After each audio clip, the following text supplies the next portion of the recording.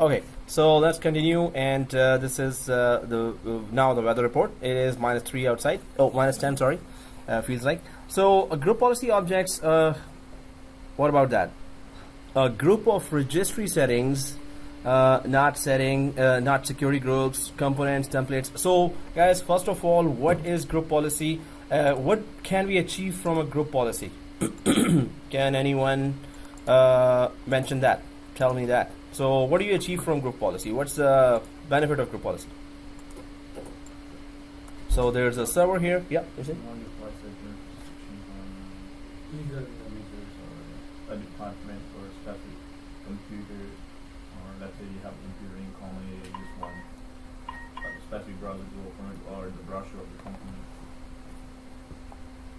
Okay, so we control the user and computer environment with the help of group policy. So we control. Okay, that was. So we control the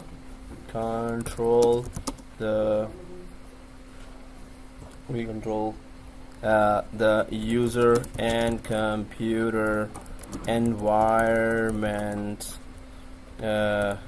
with the help of group policy. Oh, okay. Environments with the help of group policy. Policy.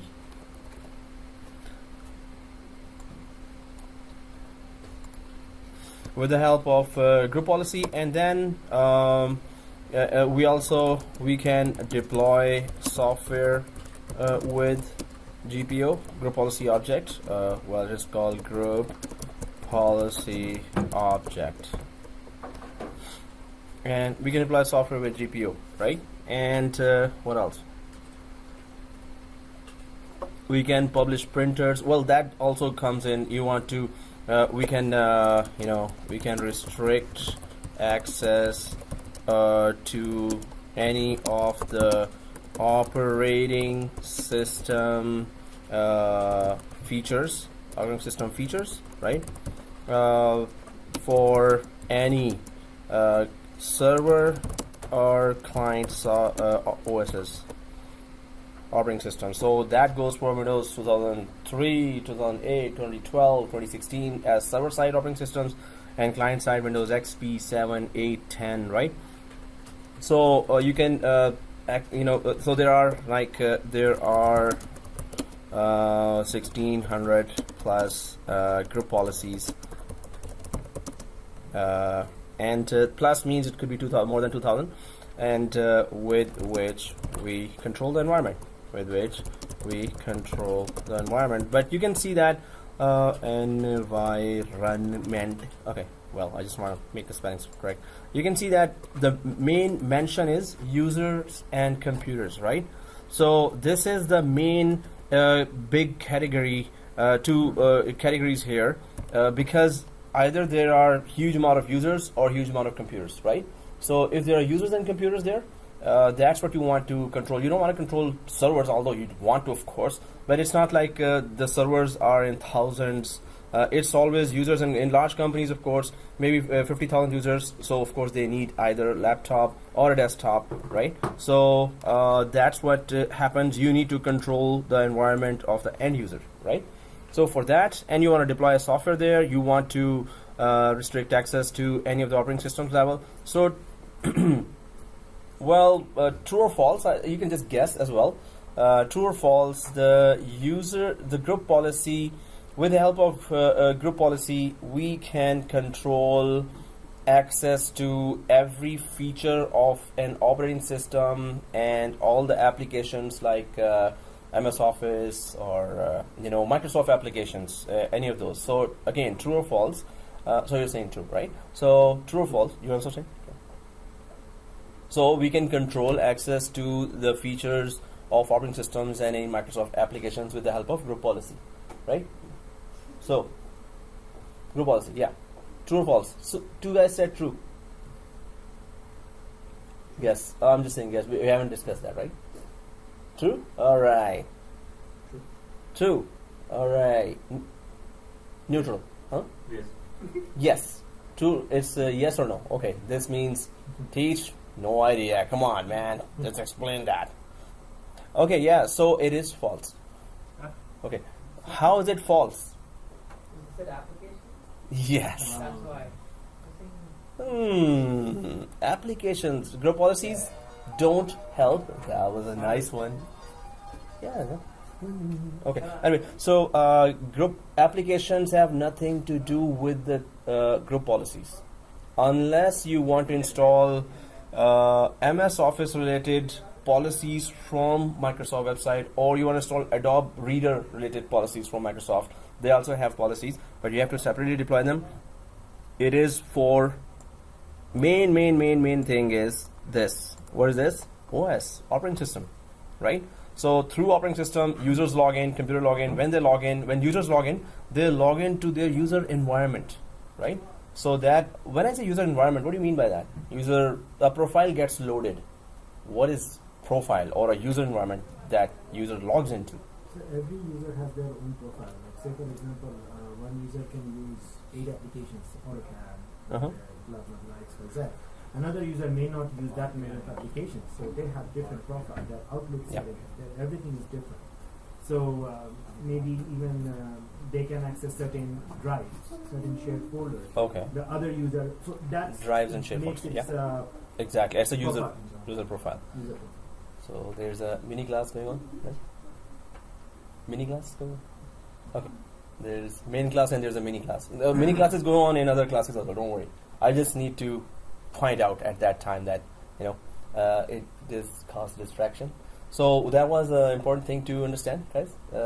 So everyone, again, it is, so user environment, when you log in from a user, then there are some certain set of folders, as you said, exactly, that's the user profile or environment. When you log in, there are certain set of folders that also gets loaded. Favorites, downloads, pictures, right? So everyone understands that, right? User environment. So, and definitely in user environment you can have applications and as you said. So the main thing here is you want to control that environment. Yes, then group policies are the way to go. And you become really powerful with group policies. Even people become your friend, and you get free coffee as well. Just kidding. Okay, don't do that. So what we need to do is we have a server 1 here. Server 01. And we have Windows 10. So guys, did we start Windows Server 01 and Windows 10?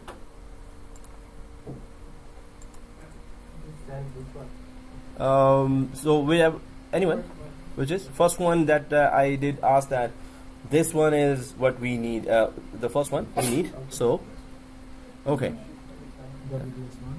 yeah.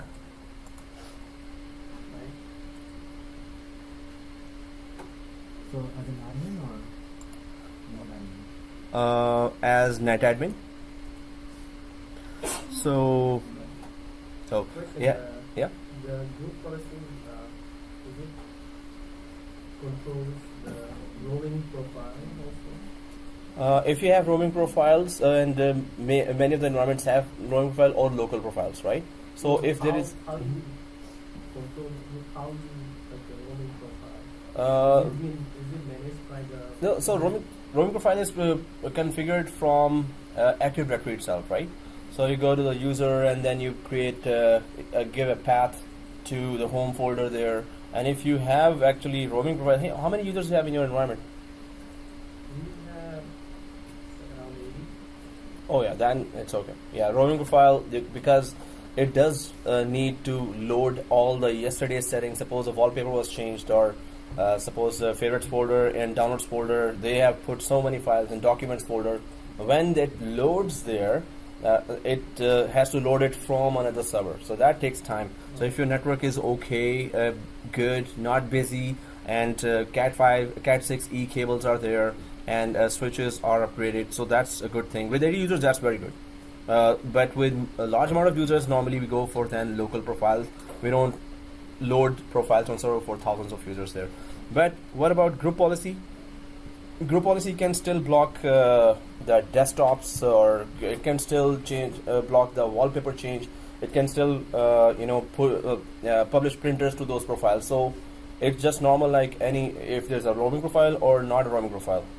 All policies affect the same way. The group policy can publish the printer profile? Yeah. You want to publish a printer to thousands of users through group policy if the printer is installed and the print server is there.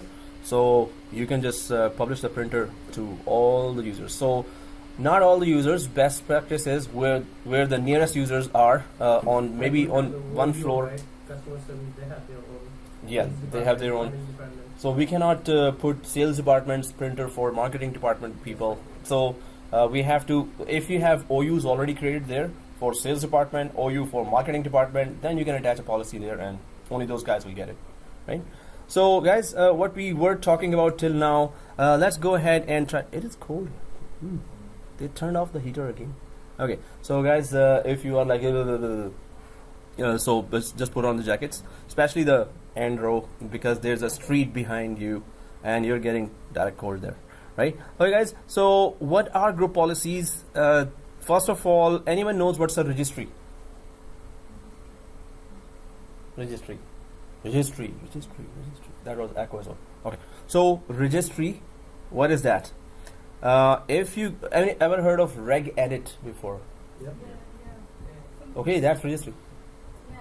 Like, so see the expression, like, guys. Okay. No, but of course we don't just work on registry, and we should not be working on registry every day.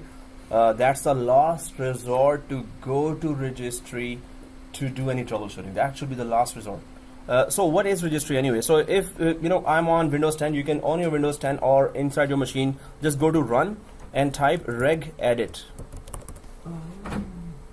on any Windows, on the host window here. So see this, run, and on your Windows right here, just go to run and type reg edit. So if you type reg edit, REG EDIT, right, reg edit, right, and press OK. So this opens, right? REGEDIT. Windows 10 is that or server one? Windows 10 or server 1. I just went for Windows 10. I just want to show that what is registry, right? And it is there. No.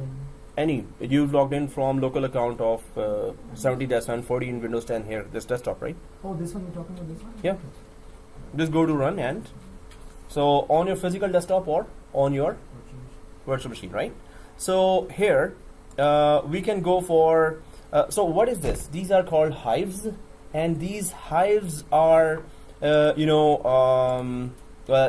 are, honeybees there as well? No, there are honeybees. So current user environment, local machine, see this, current user, local machine, users, HQ user, current configuration here, classes, root here, right?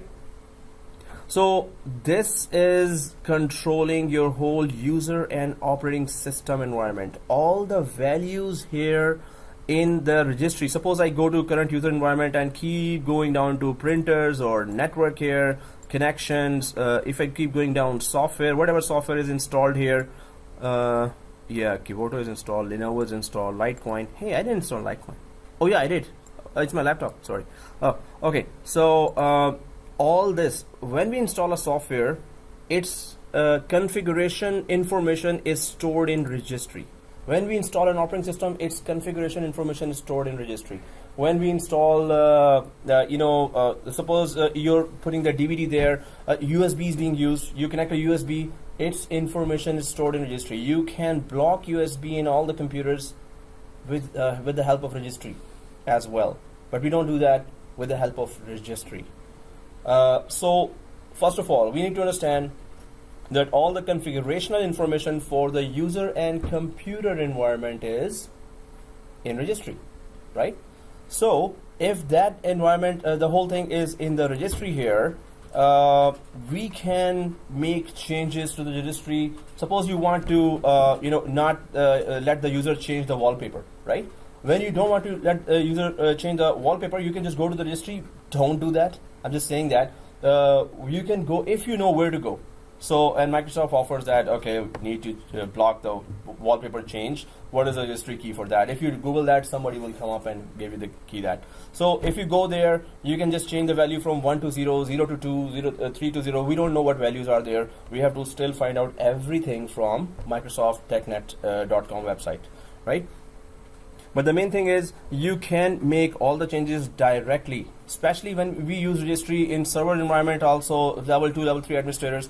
When you have some troubleshooting going on and you cannot resolve that, no matter what you do, the problem is not going away. So when you go to TechNet and Microsoft website for technical documentation, there we type registry. Okay, there we type this issue is there, or some settings or values are not being changed there. So Microsoft says yes, we also tested that, and we have a document that will let you go to the registry of the server and change the values. And Microsoft gives a very big warning at the end of the document. Please be careful, backup the registry, because if it goes unstable, your whole operating system will go unstable. So that's why we don't go directly to registry for any kind of restrictions there, any kind of value changes there. If you're an advanced user, then you may do that, but you should know what you're doing and you should be having very good reason to go there. So if we want to control our environment, we want to restrict some of the features of operating system. How do we do that if we don't do it from the registry? From where we should do that? Group policies. So that means if you want a user-friendly way to make changes in the registry of thousands of users and computers, what do? You go to group policy. So basically, if we make changes in group policy, does it update the registry? Yes, that's it. You want to update the registry of thousands of computers? Yeah, you're saying? Just a Simple way of doing that. Exactly. When you do the group policy changes there, so exactly. So when you do a in group policy, suppose you see block USB for and you attach it to an OU that has 1,000 sales computers, right? So block USB, double click that and just enable and press OK. That's it. If you had to do that with registry, you had to go find where is that block USB here. Go keep going deep down to all those folder structures there. See, you can. And then you would find somewhere, and this is suppose this is the area, and when you double click there, then you have to carefully write exactly case sensitive values there. Sometimes it's 01, sometimes it's alphanumeric. So it is really difficult to make changes in the registry, but you can make the same changes with a user friendly way, which is called group policy. So group policy makes changes in the registry. That is one important thing that we have to understand. And group registry has information for user environment and local machine, the machine environment, the operating system, right? So we have that, right? So if you click close here, right? So now, okay, don't close the registry, right? Don't make any changes in the registry, right? So, okay guys, so let's go. Your operating system might go unstable. So let's go ahead, guys. The benefits of using group policy, there are many benefits, but let's start doing the lab if we want to complete the whole thing. Okay, so here we can go for benefits of using group policy. Group policies are very powerful administrative tools. You can use them to enforce various types of settings to a large number of, again, users and computers. That's where we control these. These are the most abundant, and end user environment is there, right? So, yeah. Can you get the copy of this? Yeah. So I am sending you all the slides anyway. Let me hide behind that monitor. Yeah. So today, if you have a USB, just give me. I'll just copy all the slides there, right? I'm so forgetful. No, I had uploaded in Dropbox, but Dropbox guys blocked all my access because I'm sharing it with everyone, all the students, right? So hundreds of students are downloading. So they said that's too much sharing. No way. I'm not like. So they just blocked all the sharing there. I can access, of course, but students cannot access. So on Google Drive, I want to copy that, and I need to be just reminded of that. So yeah, if I remember that, I'll upload that whole thing in Google Drive. But I will be removing that share right away because I don't want to be blocked from there as well. Okay, guys. So yes, you can get the whole slide, of course. Let's just go ahead and try to understand more about group policy. let's go down to the environment, because I will read from here, and then again I will be repeating the same thing when I'm doing the lab. So why don't we just I read and do this? Yep. Today I found out the users in our environment can put something like whatever they want into the root drive, like the C drive. Sorry. On the C drive, they can put anything. So we have no in my environment. Oh, there is, okay. so we want to block that. Yeah, there are 1600 plus group policies. Google it and good luck. So, my boss used to say, "Hey, we need to block this in sales department," and the email is coming. Their boss talked to me, so I said, "Yes, boss, no problem." And I had no idea how to block all those things. We cannot possibly remember all the steps there, and many of the things we haven't done before. But we know basically how to handle a group policy. So any new policy comes, we have to just search, and then we have to normally. Especially C drive, right? Yeah. So in Google, you Google it. There are so many ways to do it. So many ways. But whatever I have done, I can tell you. Whatever I haven't done, Google Sensei, our master, is there, right? And that's what. Okay. Is it recording? Yeah. Oh, I don't want to cover that. Oh, okay, yeah, so that's bad, right? Resuming now, okay guys, yes, so whenever I say Google it, if you're in your environment, how many times you had to Google something? Many times. Okay, there your answer, I rest my case. So, we totally depend on Google for our jobs, right? So how about interviews? If you can Google there, good luck. But no, there you need to show what you have here. So, you have to learn that here. But after that, no, what the point is, the logic is, and it is just a fact. We cannot remember possibly all the steps. We did failover clustering, right? Failover clustering. Can you tell me all the steps? Never. So either you go to the document, or you go to Google. Search somewhere, or you must have. I cannot have all the documentation there, right? So I will just either go to Google, or I will go to Google, right? You understand? Just go to Google. Okay. So if you don't have internet connection, good luck. With whatever you have, knowledge and experience, make your decisions according to that. So you better have that knowledge and experience by doing all the labs, understanding first, and then doing all the labs repeatedly, right? That gives you the confidence on the technology. Okay, guys. So here, yes, there are 1,600 plus policies. We cannot possibly know each and every policy. Oh, can you do that? Oh yes, I know. Go to that policy number 3000 here, and go to this and go to that. We cannot possibly know that, right? So simply search it out. Okay, guys. So let's go down to this here, and server 1, and let's go to server 1 here, guys. And here on server 1, Monday, Friday. Oh, seriously? Okay. So you have Windows 10 there as well? Yeah, it's not going to be. Local work group? Okay, let's join it to domain then. We need a Windows 10 join to domain.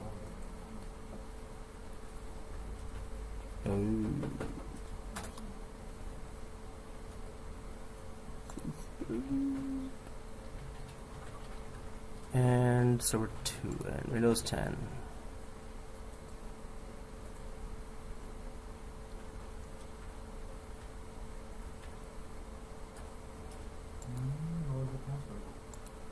What was the password for? It's small ABC, capital ABC, shift 1 2 3. See if Can we change it? no. Oh, small XYZ, capital XYZ, shift 1 2 3. For me, It's been so long, the one ABC is working. one day missing. Huh? Yeah. Yeah, it's administrator right now. You have to join it to domain. Yeah, you have to join it to domain first. Then you can log in from. All right, guys. So our what we need to do here is see this on the slide. We have server 1 here and Windows 10. So server 1, Windows 10 has to be joined to the domain, right? Windows 10 has to be joined to domain, right? Okay, guys. So make sure it is there, or let me know if you need help. So server 1 here. and I'll just log into administrator. Wednesday, Thursday. Okay, I'll just take a snapshot of that. Ooh. Are we at server 1 or server 2? So right now, Windows 10 join it to domain. Server, we know how to join a domain, but you can ask help if you want, right? So go to Windows 10, log into Windows 10. If it's not joined to domain, just join it to domain. Just confirm that. But if anyone needs help, let me know. Yeah, you were saying?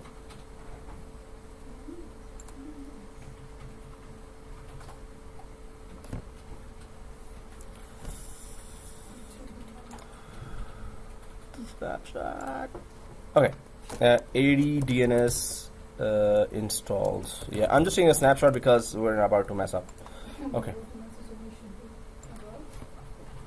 For my machine, because I'm borrowing some other course's machine here. So I'm just taking a snapshot for myself. So guys, server 1, just log in with netadmin. Server 1, don't do anything, just log in with netadmin, right? So Windows 10, make sure VM nets are same, firewalls are off. Do we have to log in with the administrator? Yes, if you're joined to domain, then log in with. So I'm just gonna go to Windows 10 now and double check everything, right? So my server 1 is up. I'm just gonna make sure that I'm going to settings on server 1 and just make sure that what VMnet I'm on server 1. First thing, let's just go step by step, right? We need to make sure that it is joined to the domain. So server 1, what is the VMnet? Yeah, 13. Okay, so if it should be 13, so I'm just putting server 1 VMnet 13. Yes, it is there. I'm gonna go to VMnet Windows 10 and I'm gonna check the VMnet first. Check step by step because our networking, yes, it is already on VMnet 13. Okay, so second thing, I'm just gonna log in from Windows 10. So guys, when you go to Windows 10, do you see admin 1 or admin there? We do see that, right? What is that? Do you remember what was that? It's a local. It's the local account that we created when we deployed that Windows 10 from how WDS, exactly. Capture me. So guys, admin 1 and type the class password, which is small abc capital ABC shift 423, right? Small abc capital ABC shift 423.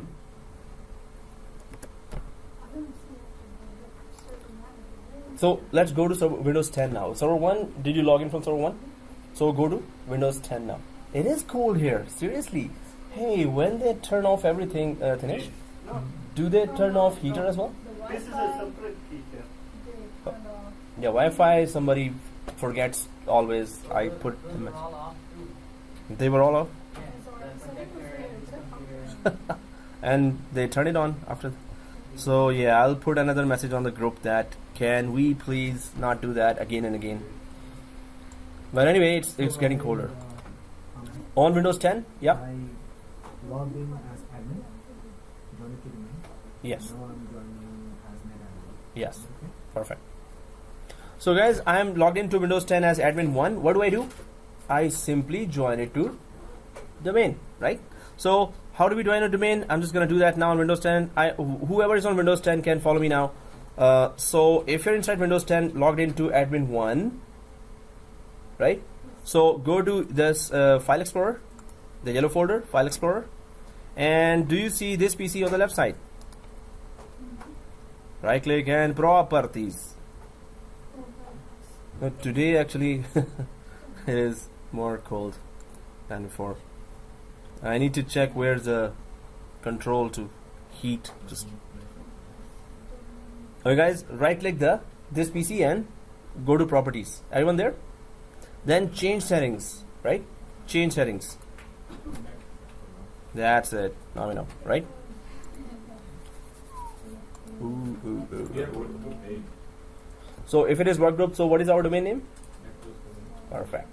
Just give the domain name and so change settings here like this and go to change, and this is the domain name. Just click the domain and type your domain name, right?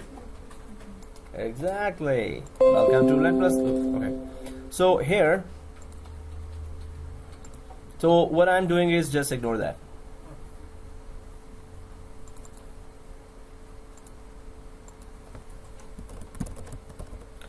25 or whatever.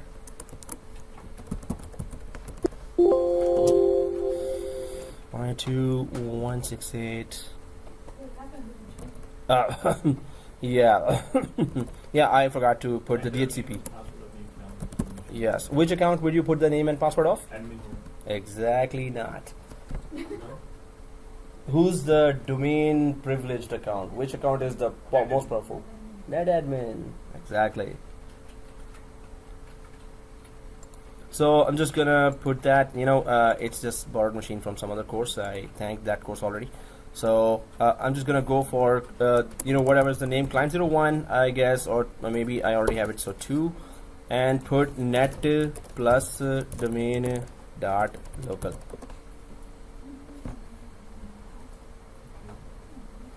Okay, okay, so in my case, backslash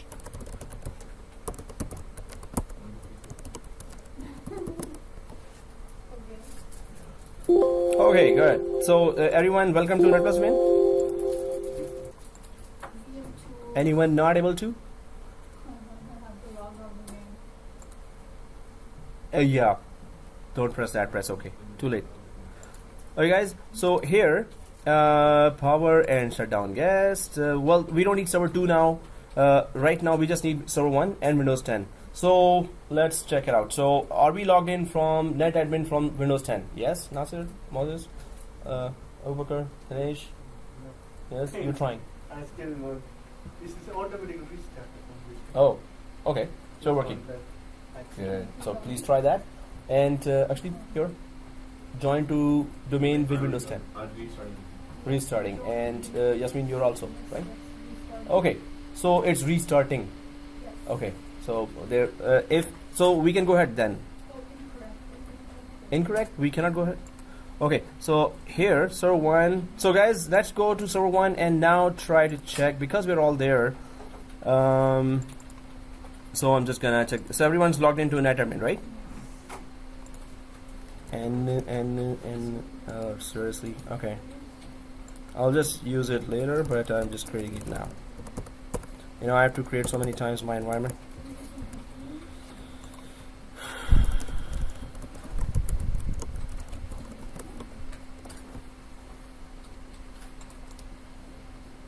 Okay, so now everyone on server 1.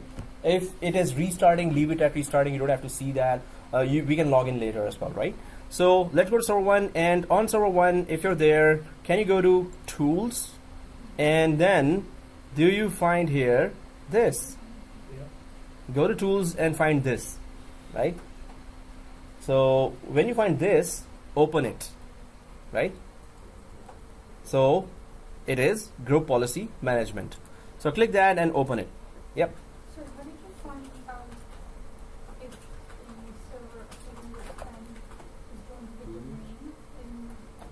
Yeah, see this? Okay. No, I mean, no, not there. I mean, from server 1. From server 1, go to Active Directory users and computers. Yeah. And okay, Active Directory and computers, you can just check from there and go to computers. So you see that? Well, your whatever name is that there. Maybe it's a weird name, or maybe it's actual name there, client 02, client 03. So, okay. Guys, have we all started the group policy management console? Yeah. This one. Group policy management. This one. So, si senor, gracias.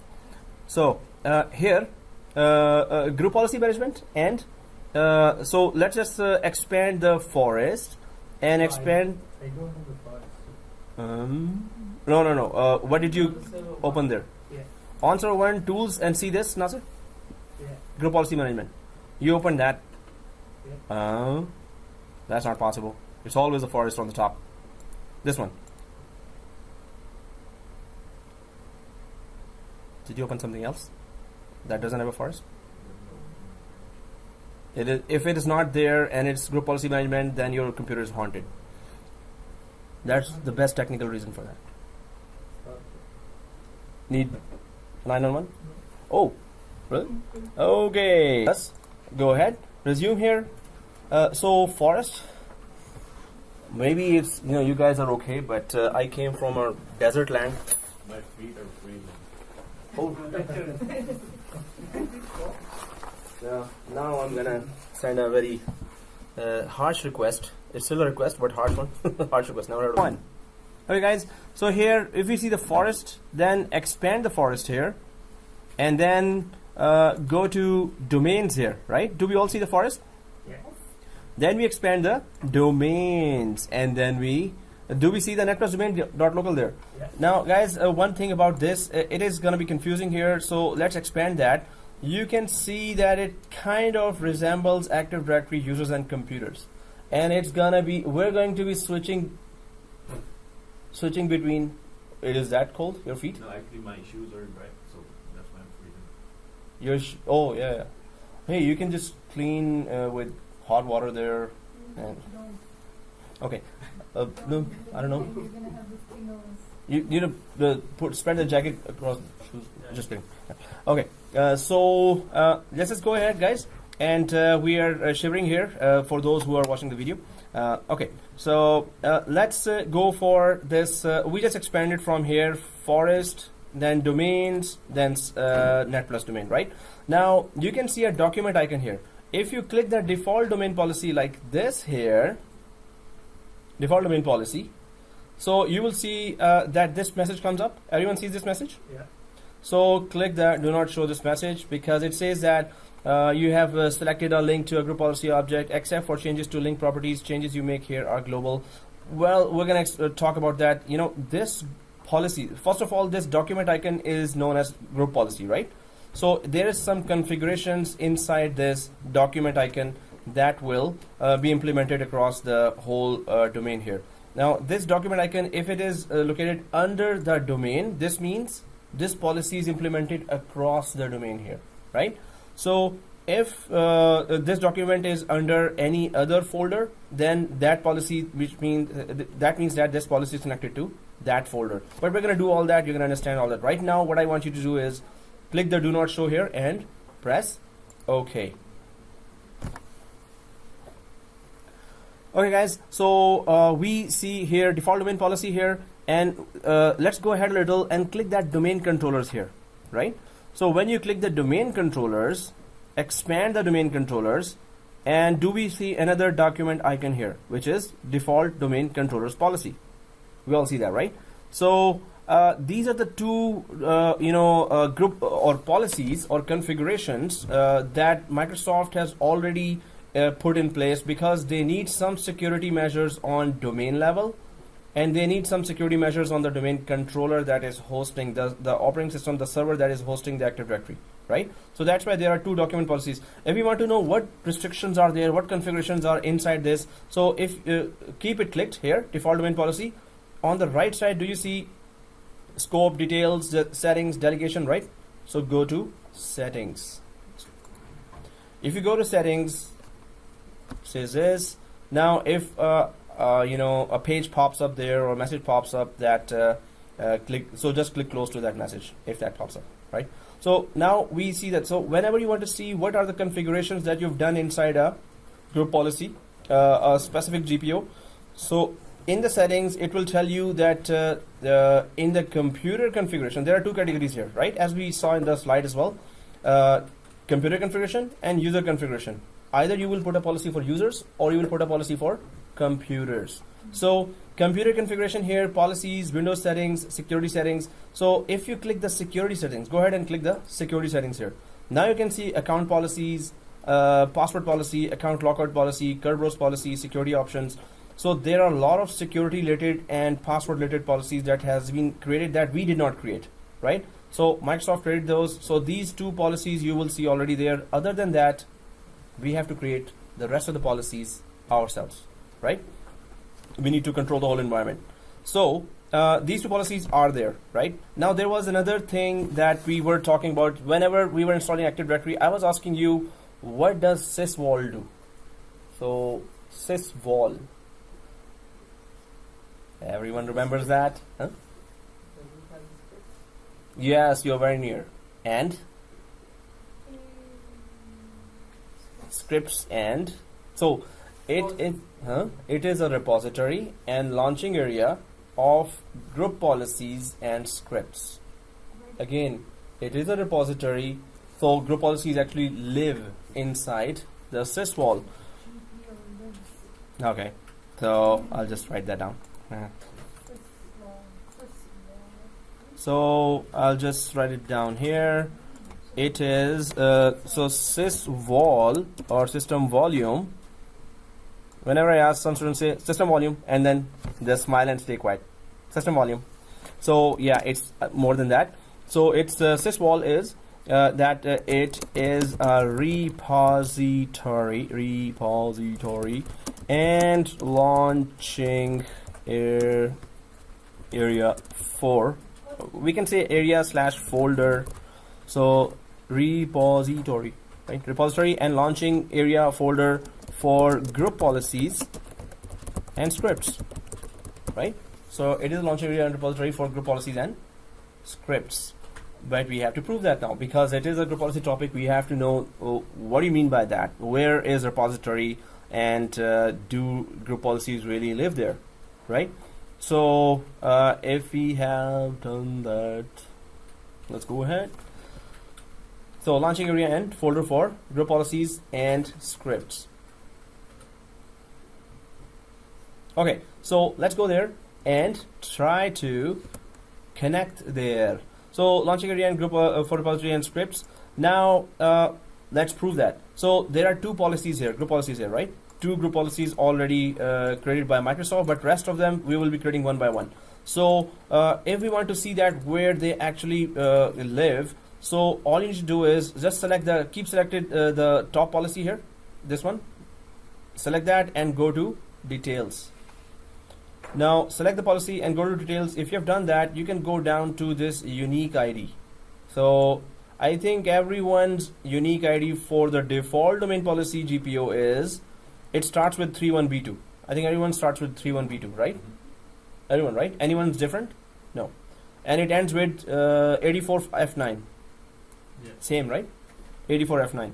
Okay, so this is the unique ID for that will throughout the forest, throughout this domain, it will identify this is the unique ID, alphanumeric ID for this policy. So when you create a new policy, we may create 3, 4, 5, 6, 10. So they will all have unique IDs there. If I go to the second policy here, default domain controllers policy, that is different from default domain policy. So if we click that, you can see that its ID starts with 6AC1 and it ends with 84F9 as well, right? So they both end with 84F9, domain policy and domain controllers policy, but they start different, right? Now let's just check where those policies are living right now. So we can see them through group policy management console, but they actually are placed somewhere literally. So keep this window open here and go down to the file explorer here, the yellow folder, file explorer. So click the file explorer, everyone click the file explorer, and then go to this PC and then go to C drive, right? File explorer, this PC, C drive. So go inside that Windows folder,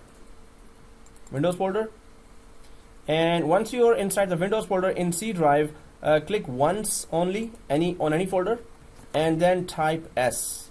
So it could go down to the S folders. So when you go down, way down to S, so now it's like really going. So do we see sysvol here? This one. We all see sysvol here, right? So double click that sysvol. Then you see here domain. Do we all see the domain folder? When you double click the domain, now yes, hence the definition, it is a repository and launching folder for policies and scripts. But let's go to policies here. And the two IDs that we were talking about, 6AC1 and 31B2, they both ending with 84F9, 84F9. So when you create a new group policy, they literally live inside sysvol folder. That sysvol folder is actually a shared folder. It automatically gets shared, right? It automatically gets shared. And suppose you delete this folder, what will happen?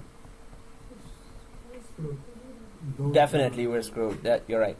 And what would be, yeah, you were saying? The users that are included in this policy will not be anymore Yeah, so the policy will not be affected, on those applied, folders. because the policy itself is gone, the folder is gone. So the domain controller folder, this folder has to be protected, because through this folder, you're controlling the whole environment. Suppose there are 50,000 users. Maybe copy the secondary domain. What the folder? If you're normally, if it is deleted, we are taking backup every day, right? Yeah. So restore from backup. Yeah. We have like the policy on our system. Yeah. My environment is actually it's I created 2 new machines for some other course, and so yeah. Yeah. Okay, guys. So here we see 2 policies. Now keep this folder open, because we're going to be creating more policies, and you just want to track that. Okay, when we create a new policy, 3rd policy now. Well, actually, we will be creating 1st policy. That will total of 3rd policy or 4th policy. So, do you see 3 folders here? Do we all see 3 folders here? I have 3 folders. I have So you have 4 folders here. So those are the policies when we were doing some labs there. So we may have created some policies there that are related to this. So guys, minimize this. Don't close this. Just minimize this folder. Now are we back to group policy management? This one, right? So we call it also GPMC, Group Policy Management Console, GPMC. So whenever I say please go to GPMC, so you're supposed to go to tools and to Group Policy Management written there, or if it is already there. Now make sure, I want you to get used to it, that Group Policy Management Console is open, right? So minimize this, minimize the Group Policy Management Console, this one, and go to tools and open Active Directory users and computers as well. So we get used to it that they look kind of similar in folder structure.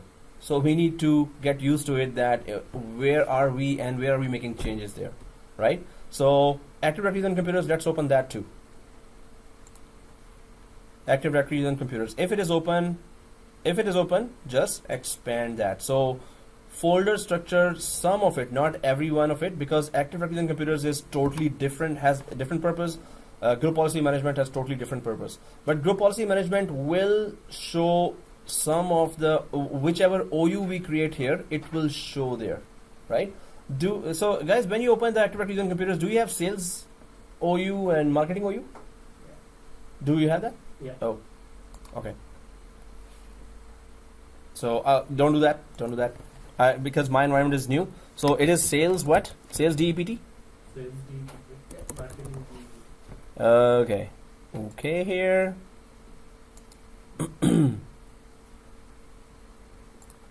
And marketing DEPT. Okay guys, so it looks like this now, right? Okay, it looks like this.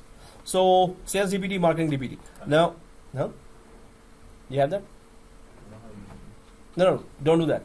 Ignore what I did. You already have that. You don't have to do that. Just ignore. Okay guys. Calling, actually, yeah. Why are you confused? What happened? Saying that we don't Please. have. I don't have a user like sales department and that. Oh, so you guys have it? Sales, marketing? So maybe, did you reinstall anything or did you delete? Okay, so you can create one. Actually, we will need it, so go ahead and create that. So right click, create a OU there. So are you inside Active Directory on computers? And right click and click new, and what we're creating? Organizational unit. So just type here sales DEPT and press OK. And then marketing DEPT. Now I'm not cold. In fact, I'm warm. So when I take it up, then I'll be cold. Seriously, what's wrong with me? So anyway, you put that, press OK, go ahead, and marketing DPT as well. Marketing DPT. So once that is done, so guys, we have this activity in computers, and we have sales DPT and marketing DPT. So I'm going to minimize. So just make sure on the white area up there, just read first that where you are and what you're about to do. So I'm on Active Directories and computers on the top here, but we want to go now back to Group Policy Management, but minimize this Active Directories and computers. Don't close it. Just minimize the Active Directories and computers. So I'm just going to click minimize here, and where is that document icon for Group Policy Management, right? So there's a yellow book icon and there's a document icon. Document icon is Active Directories and computers, right? Yeah, book icon. Yeah. Book one is active. No, Yeah. So yeah, the document icon is Group Policy Management Console, and yellow book is Active Directory, very Active Directory used in computers. Oh, I have to. Okay. Anyway, so guys, now let's go to the group policy management, and now let's just talk about this group policy management here. So are we all back here? So I don't see here sales department and marketing department, but you do see that, right? Sales department, marketing department, OUs inside group policy management. Do you see that? Yeah.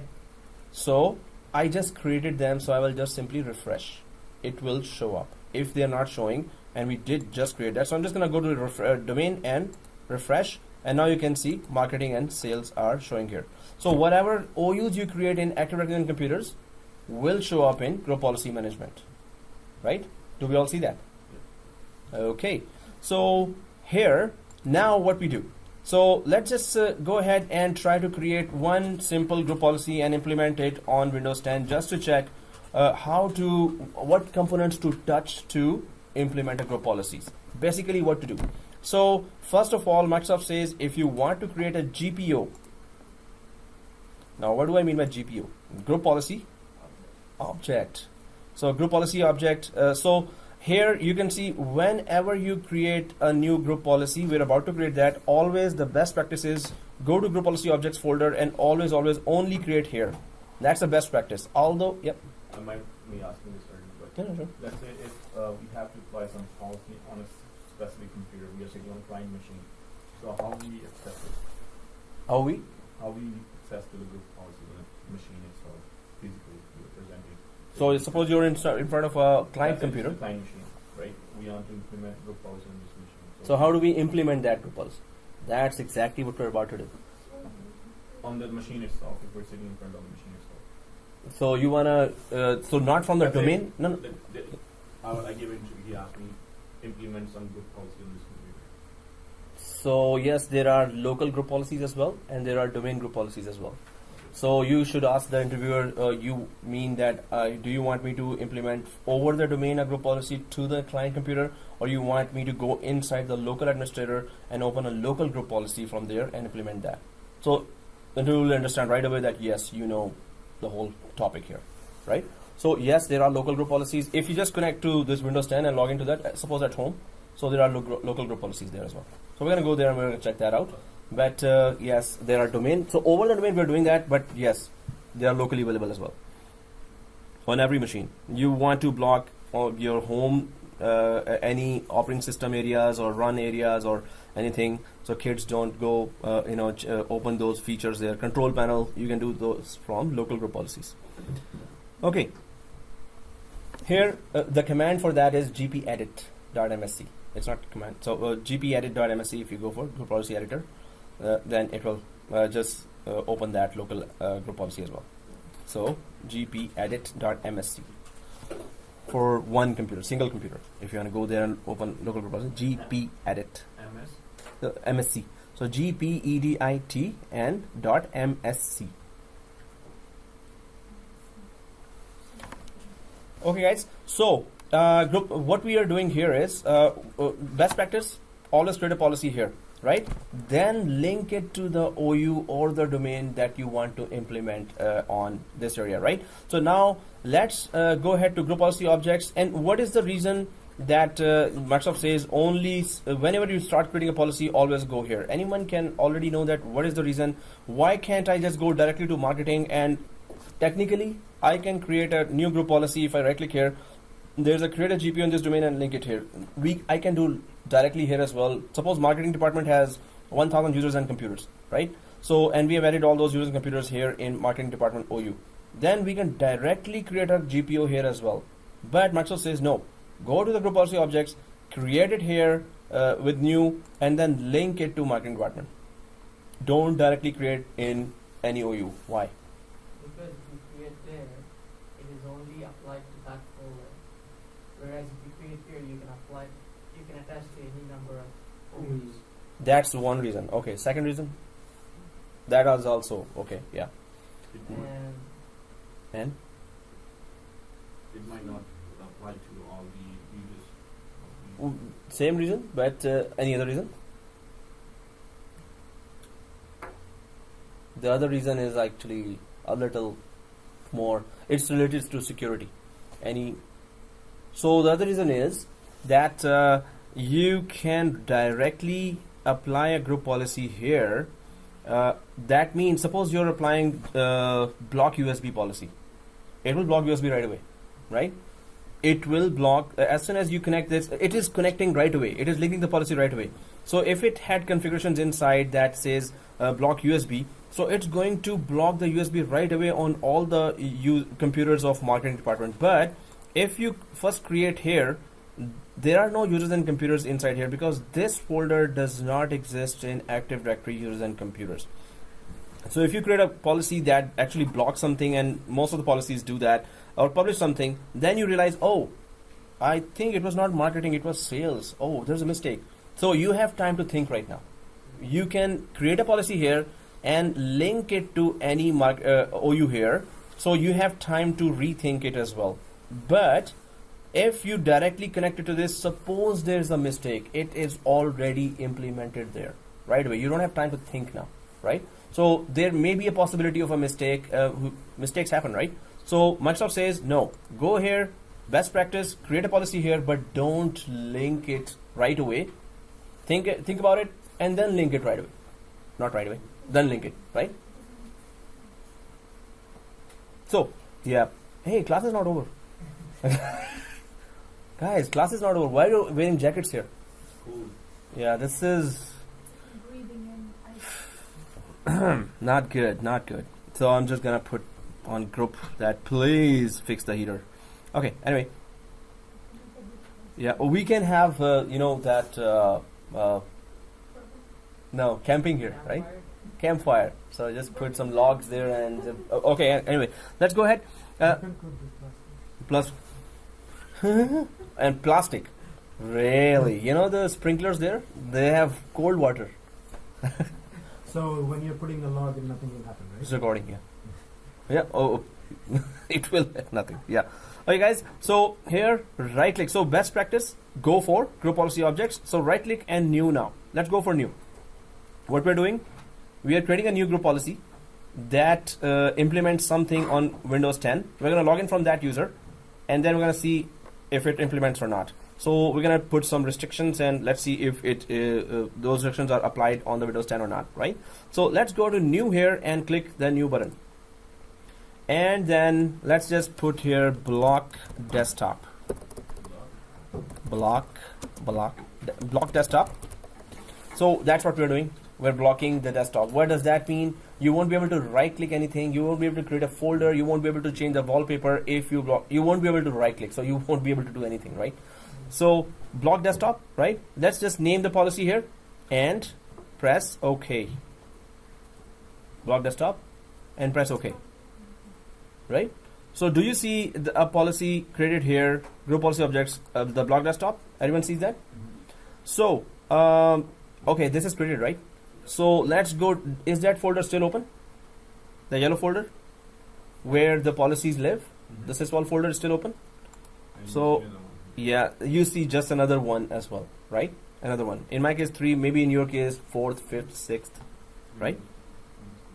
So, here, what we did was we just right clicked here, click new and just named the policy block desktop. Okay guys, so is the policy ready now? Can we connect it to marketing department or sales department? But we haven't made specify anything. Good. Yes, we have to put that, configure that restriction first. Yeah. So first of all, we are sitting inside group policy management console, right? So first of all, we are inside group policy management console. Now, if we go inside the policy, we have to right click the policy like this and click this button, right? Edit. So this means we are going to the editor. That is called group policy editor, right? So GP edit, so that opens this. So block desktop and right click and edit now. Go ahead and edit. So this is the editor. You can see on top group policy management editor. So there's a group policy management console and there's a group policy management editor. Editor only opens for same policy, for that policy, one policy, right? So block desktop is written on the top of the policy and you can see the major categories. One is computer configuration and all its policies and preferences. Second is user configuration and all its policies and preferences, right? So these are two major categories. That's what we need to really contain, right? That's the largest number always there in the environment, and these is what we need to contain, right, or control. So first thing is this. Second thing is you can see that computer configuration has two folders called policies and preferences, and same is the case with user configuration. We have two folders called policies and preferences. Now policies and preferences, there's a difference, of course, of spellings first of all. Okay, bad joke. Okay, oh, that was not a bad joke. Okay. So yeah, one guy used to say, you just say corny jokes, and I could never understand what do you mean by corny. Okay, so yeah, no, actually that guy's wife said that. So I was like, hey, you're studying or no? I just put on the video and the whole house listens. Okay, anyway, so yeah, why am I even thinking about it? So policies and preferences, the difference is policies get implemented forcefully. Preferences get implemented loosely. There's a choice with end user in preferences. Policies, user has no choice. So, for example, you publish a printer through policies. You can do that from both. You can publish a printer through policies. User can delete that printer, but as soon as user logs in back again, printer is back there. No matter how many times user wants to delete, first of all, the delete option will be grayed out. If it is there, it will come back again and again and again and again. The user has no choice. You got that printer, we published it, and there you go. You have to live with it now. Preferences, there is an option there. There's an option there. By default, preferences work the same way. You publish a printer through preferences. They are loosely implemented, but loosely doesn't mean that there is some drawback there, or so loosely just means that user has a choice now. If you publish a printer through preferences, so the user has, and you click that option, yes, let the user delete if the user don't want the printer, right? So policies, user has no choice. Preferences, user has a choice. Second thing, policies, there are like 1,600 plus policies there, and that's a lot of configurations throughout the operating system. But preferences are, so I'm just going for computer configuration or user configuration. If you expand only preferences here, only, right? You can see and keep on expanding two areas here, window settings and control panel settings. These are the only two folders here, right? Policies are a lot of folders, very long list of folders, but these have two. So these are all those scripts that in last 10 years, 15 years, what happens that some genius created a script that does a lot of stuff there.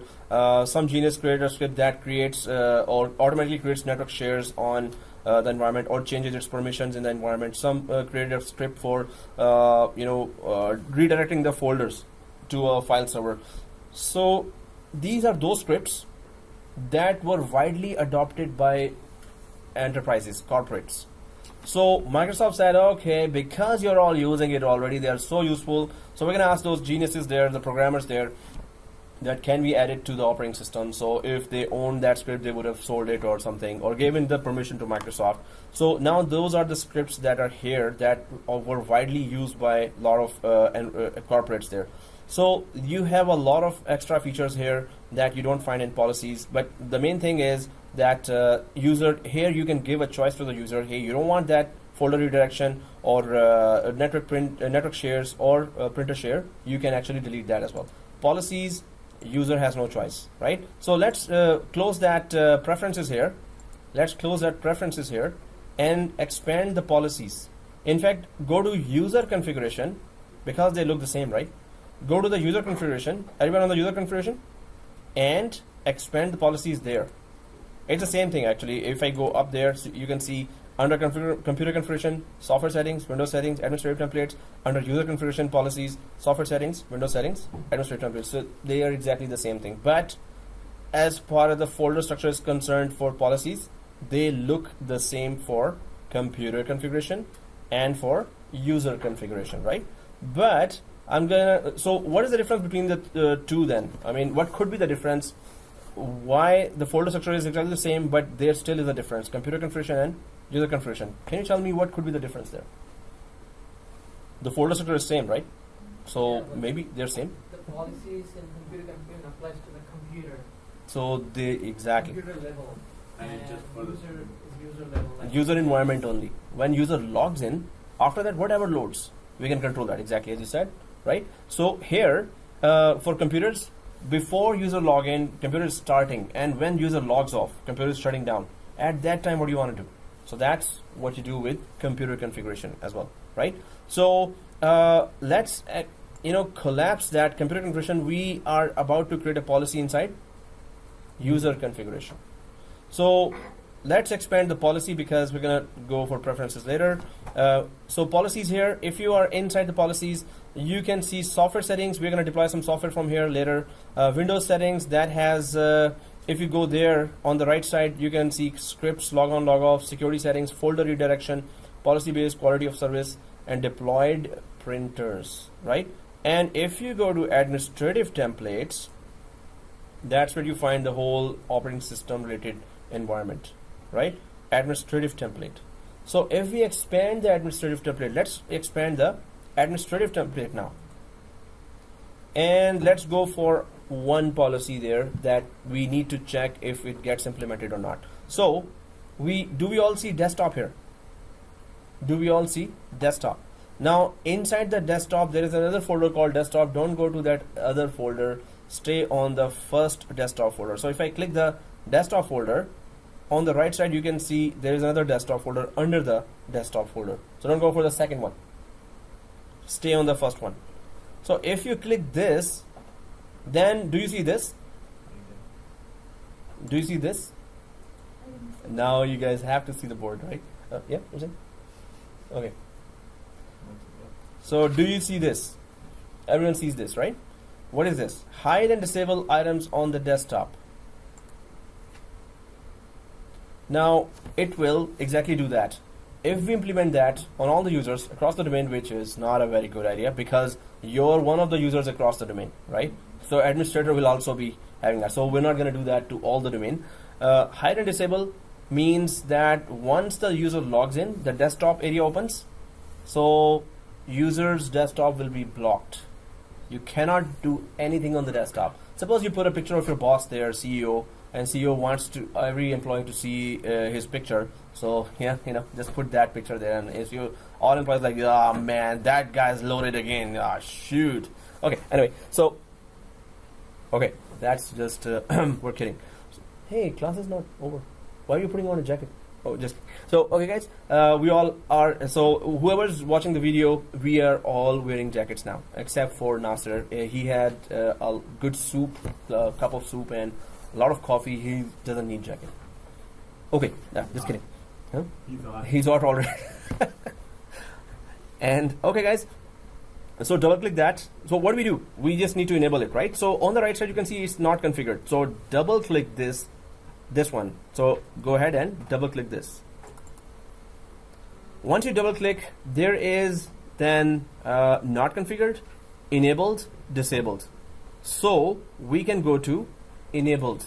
Now if it was a registry setting on 500 computers or 5,000 computers, then registry, you have to go to a really long hive there of folder after subfolder after subfolder and then do that. But here it's user friendly. It's doing the same thing. It's going to go to the registry of all those users. Suppose it was we are attaching to the marketing department. Marketing department has 2,000 users. It will go to the registry of all 2,000 users and implement this policy, right? But let's enable. Click the enable. Everyone has enabled. Yes. So go down to apply and OK. So Yep. So click this and this. Oh, you saw the board now. Okay, that's I good. just press OK. Oh, okay. Oh, that doesn't know. So apply and We're OK. gonna recognize the specific users. Are we gonna do it now? Or? That's the next step. So somebody is impatient here. Okay. So I was about to implement the policy. When are we doing that? That's the next step. Okay. So, but definitely that's good thing that you're curious. Hey, how does it implement? That's good. Okay. So guys, what is the proof?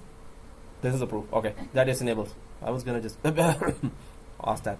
So enabled is there. Okay. And this is group policy editor only. Close the editor. Right?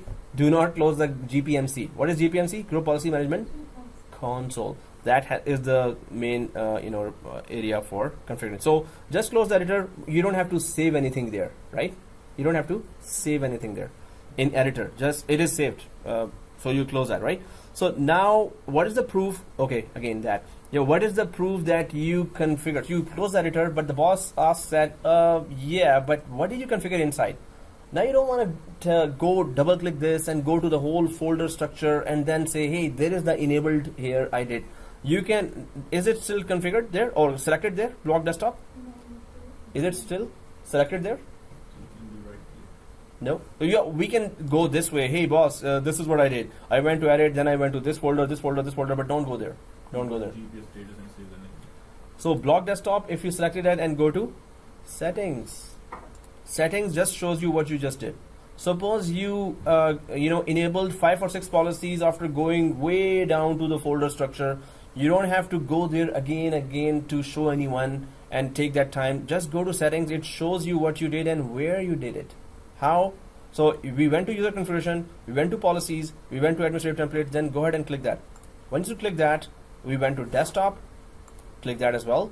And this is the exact policy we enabled. It says enabled here. So if you want to show anyone, hey, this is the policy I configured. So don't go showing by going inside the editor. Just go to settings and show this is the path, and that's where I enabled it. So that's the proof. Can you right click on the block desktop policy Here? under the group policy objects? Yeah. And then go to GPS status? Yep. And it says enable. So what is that? No, it is enabled. So this is this details Okay. and GPO status Okay. enabled. So okay, since you asked that, that was still upcoming topic, but somebody's impatient, as we know that. So I thought it's related to the policy we just implemented and changed to it could be related because you can see. So that's a good point as well. If I go there, block desktop, see this, all settings disabled. Suppose you did implement that policy on just marketing department, but the marketing user says, come on boss, that's too much. So they convince their boss, their head of department, that no, please don't implement that. So the boss talks to your boss, and then the boss says, hey, can you disable it for a little while, for 1 or 2 weeks? We want to talk about it because this needs to be implemented. So we can just come here and temporarily just disable it. Do you want to change the status of this GPU to disabled? Don't do that. I'm just showing that. Cancel.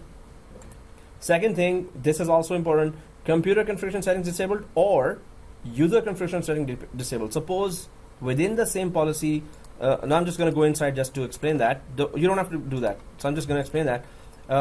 You configured something here in computer configuration. You went inside and enabled something there, right? And then you went inside user configuration as well and configured there as well. So something different configured here, something different configured here, then you close that. Now you just don't want computer policy to be working, but you do want the user policy to be working, but any one of them working. So suppose I select that, it will say that okay, computer portion of this policy will be disabled, but user portion of that will still be enabled. So half of the policy you want to implement, half of you don't want right now. After you implemented the full, maybe you want some minimum changes there, right? So yes, that GPO status does that, right?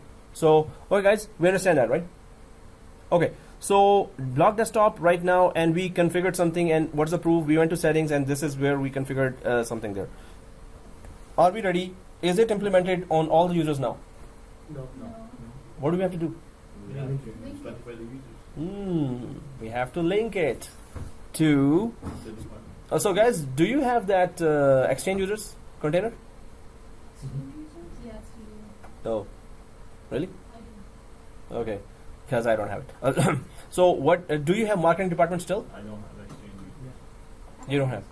Okay, so guys, those who don't have it and those who have it. So those who have it, let's go back to Active Directory users and compare. So keep this open, just minimize it. Just minimize this group policy management and go to the yellow book, which is Active Directory users and computers, right? Click that.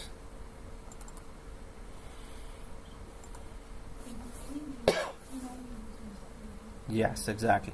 So yeah, I have my new environment, so I don't have it. So it doesn't matter. We just need to work with any user here, right? So guys, if you have Exchange users, go to Exchange users, and do you see Alan Reed on the second one, top second one in Exchange users? Those who have Exchange users. Sorry, So you have to, you don't have it, and I also don't have it. So we're gonna create another user, right? Those who have Exchange users, you don't have it, so we're gonna create together, right? Those who have Exchange users, can you go inside and just check Alan Reed is there? Alan Reed is there. So can you drag and drop it to marketing department? Do we know how to do that? So suppose this is the user here, netted. So if suppose you are on top of Alan Reed, if you're on top of Alan Reed, just right click here, and do you see the move button here? This one. So just move it, right? Drag and drop. Drag and drop works. So just drag from Exchange users and drop it on marketing department. So did we do that? Oh, okay. I created those two, but I didn't refresh that. Okay, guys. So those drag and drop or move, same thing. No, it's not copy. So go right click and move. So it is done. So guys, those who don't have that, let's right click on marketing department right away. Right click on the marketing department like this. Go to this new and go to user. Right? We have the user, right? We have the user, right? And just create the Alan Reed, Alan dot read. It's my neighbor, and we are in good trust. Is he? Does he teach us in training college? How do you know that this is wrong? Yeah. Huh? He was my professor. Really? His name was full Alan Reed, or just Alan by Alan? You remember? Alan Reed. He's Alan Reed. There is Alan Reed on this planet. Wow. No, that's a 390 users. No, One of the users. But there's some professor there as well. But I don't know about that.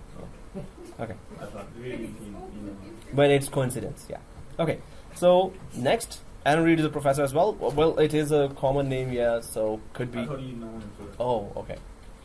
So maybe in Strike, maybe I've seen by face, but yeah, I don't know. So maybe he passed by me with a play card. No, in Strike.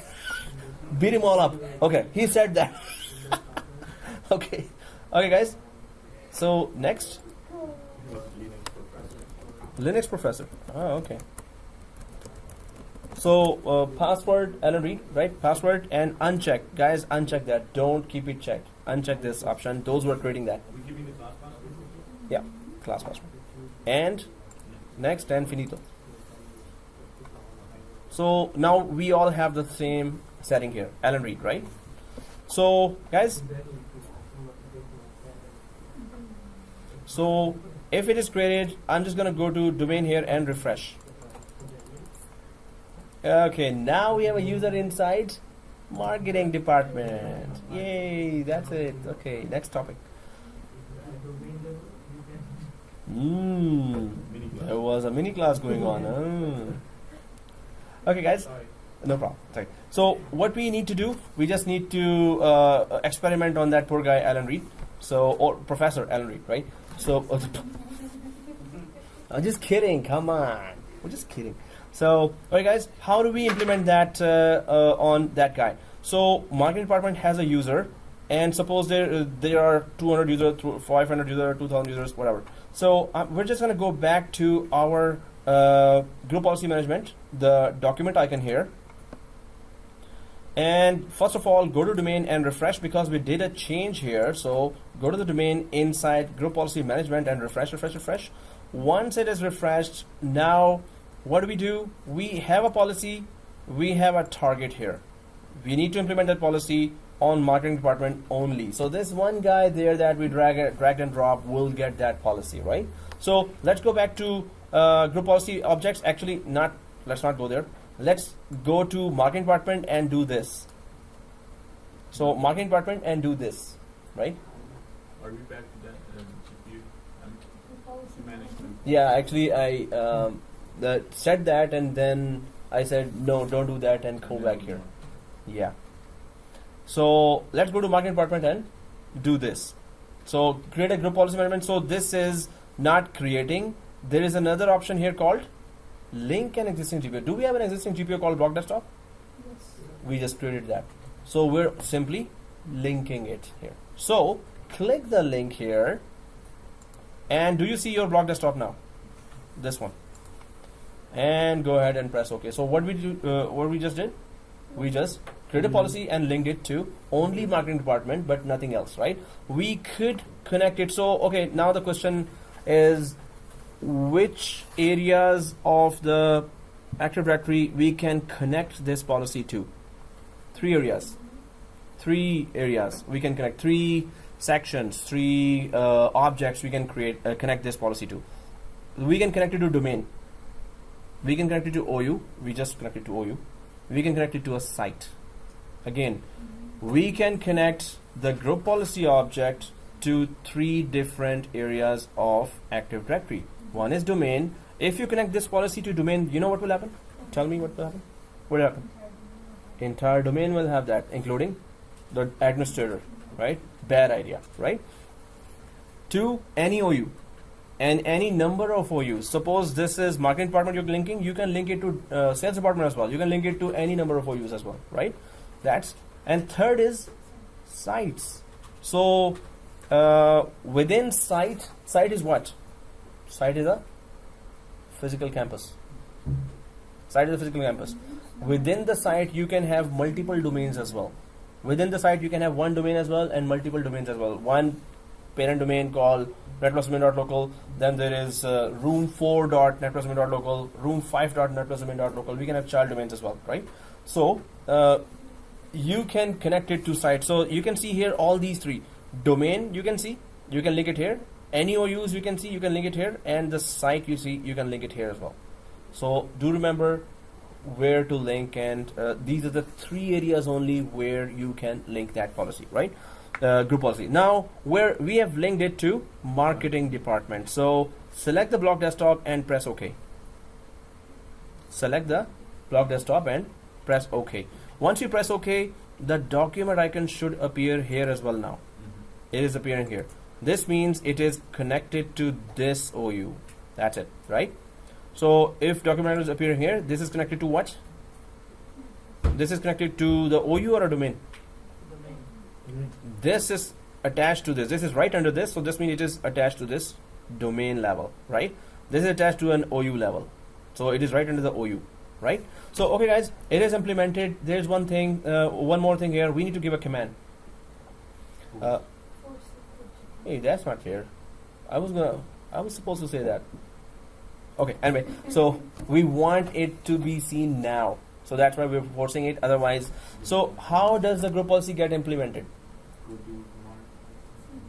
No, there are 3 ways group policies get implemented on a client side.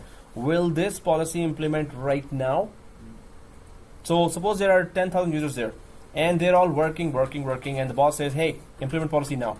It's urgent. Otherwise, normally we take time. And so if the users are using their desktop, they don't want to log off. First of all, user policy gets implemented when user log off and log in. When users are logging in, if it's a user-related policy, the policy will implement when users are logging in. When user logs in, it is checked how many policies are attached to this OU to which user is part of. So suppose there are 10 policies there. So user is logging in, and 1, 2, 3, 4, and every time user logs in, the policy will be checked. Suppose you remove the policy this time, so a user will not have that policy. User login will be faster. Anyway, so user logs in, policy gets implemented. Suppose user is working now, you want that policy implemented now, but user says no, I have like so many applications open and I am working, I'm not logging off. What do you do now? User will not log off. You cannot make user log off because it's work hours, and he or she has a lot of stuff open. The second thing is, every 120 minutes the policy gets refreshed. Every 120 minutes policy gets refreshed. Every 2 hours. Yeah. So every 120 minutes the policy gets refreshed itself, right? It contacts the group policy management console. Hey, is there a policy? Oh yeah, there is. Okay, implement. Everyone, you don't have to log off then, but that's 120 minutes. You want to wait for that? Suppose you don't want to wait for that and the user cannot log off as well. Third thing, is go tell the desktop support guys, hey, go to these desktops there, and just ask the user, hey, give me 5 minutes or 2 minutes. So stay logged in, open the command prompt there, and run gp update/force. We have to do it physically or each single computer? If it's 10,000 computers, then wait. Then yeah, but if it's few computers, yeah, you were saying? The question? gp update/force. gp update, one word, space /force. So third thing, right?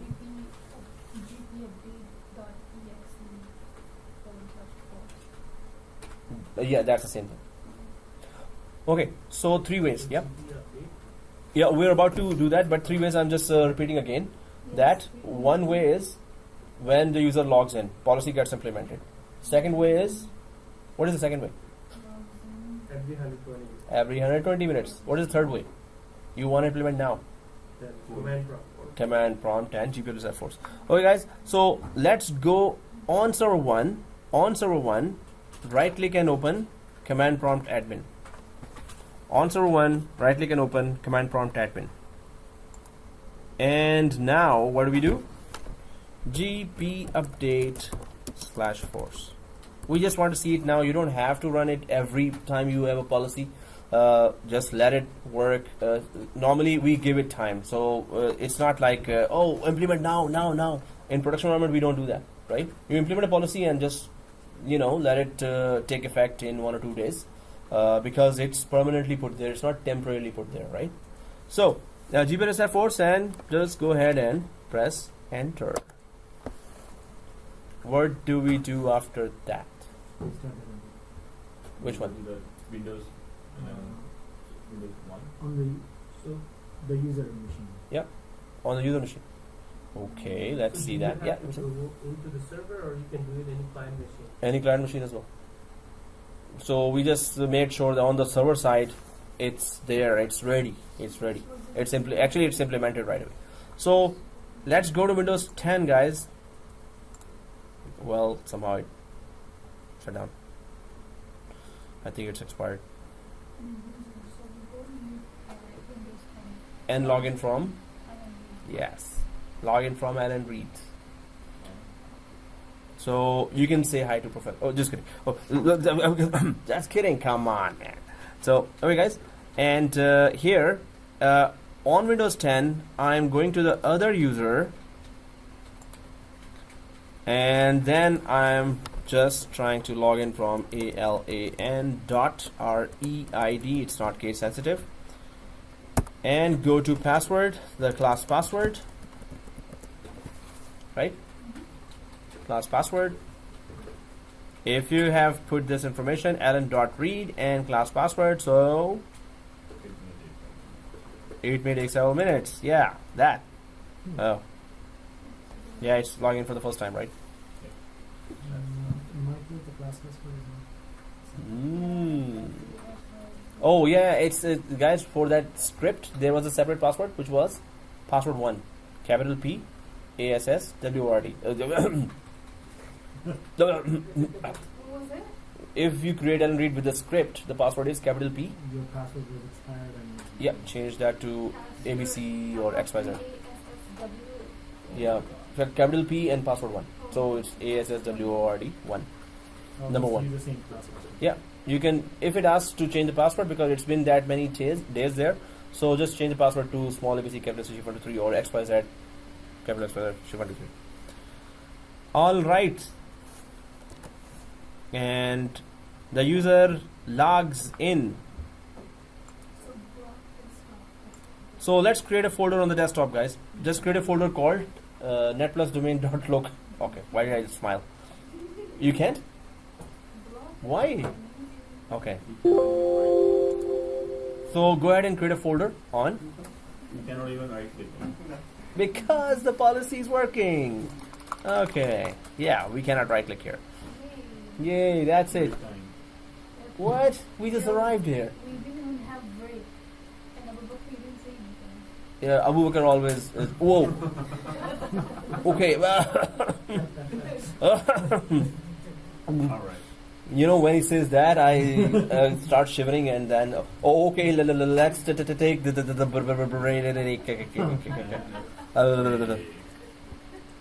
really? I mean, guys, Because it's taking several minutes. it is okay. Yeah, 3 hours only, and yeah. So. But I can still create the folder icon, right? It did not implement on somebody's. So restart. Right. So. Can you right click on desktop? No, I cannot. Oh, okay. But I can click the folder icon and Yeah. it pops up. You can do anything on a desktop. So Yeah. you can. But just on the desktop, not on the Yeah, that I can. icons there. What would that Yeah. policy be? You don't want to do the law, like, Yeah, that's one of the 1,600 policies. Google it. Good luck. one of them. Yeah, oh, okay. This So- is references. I need to know. You know, Nasser didn't like that. Hey, what do you mean Google it? Tell me the exact policy there. Take me to that one path for all those. You know, whatever I ask.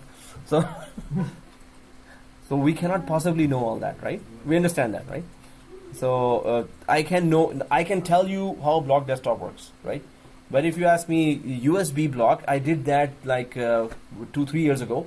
I forgot that. I will just simply Google. Maybe there's a document there. Otherwise, just go to Google and oh yeah, block desktop. Go this the folder path. We cannot possibly remember if we are not doing it every day, and we do not implement policies every day. We do not implement policies every day, right? So guys, the next one is, you know, there is just 1 hour left, and there's a lot to cover. Really, we're tired. Oh, you know what? I had a power nap of 15 minutes and lunch, so I am And fresh. Someone is coming from home.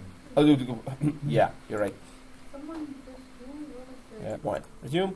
Okay, guys. So what we did was we implemented a block desktop policy on Windows 10 here, but there's another thing that does happen, and that's the next policy that we will be learning there. So let's go to server 1 here. So what we implemented was let's block the desktop of all the employees in marketing department. So what about if there are child OUs there? So right now there is marketing OU, but suppose the company is large and you have child OUs there as well. So if there's a child OU, so guys, let's go to this group policy management. Are we all here on server 1 and group policy management? Are we all here? Group policy management, and right click on marketing department. Right click on marketing department, and one more thing, you know, we get to know that we can create OUs within the group policy management as well, but that is as far as we can go. We cannot create our security groups there. We cannot create users there. We cannot manage users here. We have to go to Active Directories and computers for that. But only thing that is allowed here from Active Directories and computers is that create OUs directly in group policy management as well. So let's right click marketing department and create a child OU there by right clicking the marketing department and click new organizational unit. Everyone there? And click this. So now we can just go for, you know, Graphic design. okay, graphic designer. Sure. Very graphic. So graphic designer here, and so we can just create that child OU graphic designer and press OK.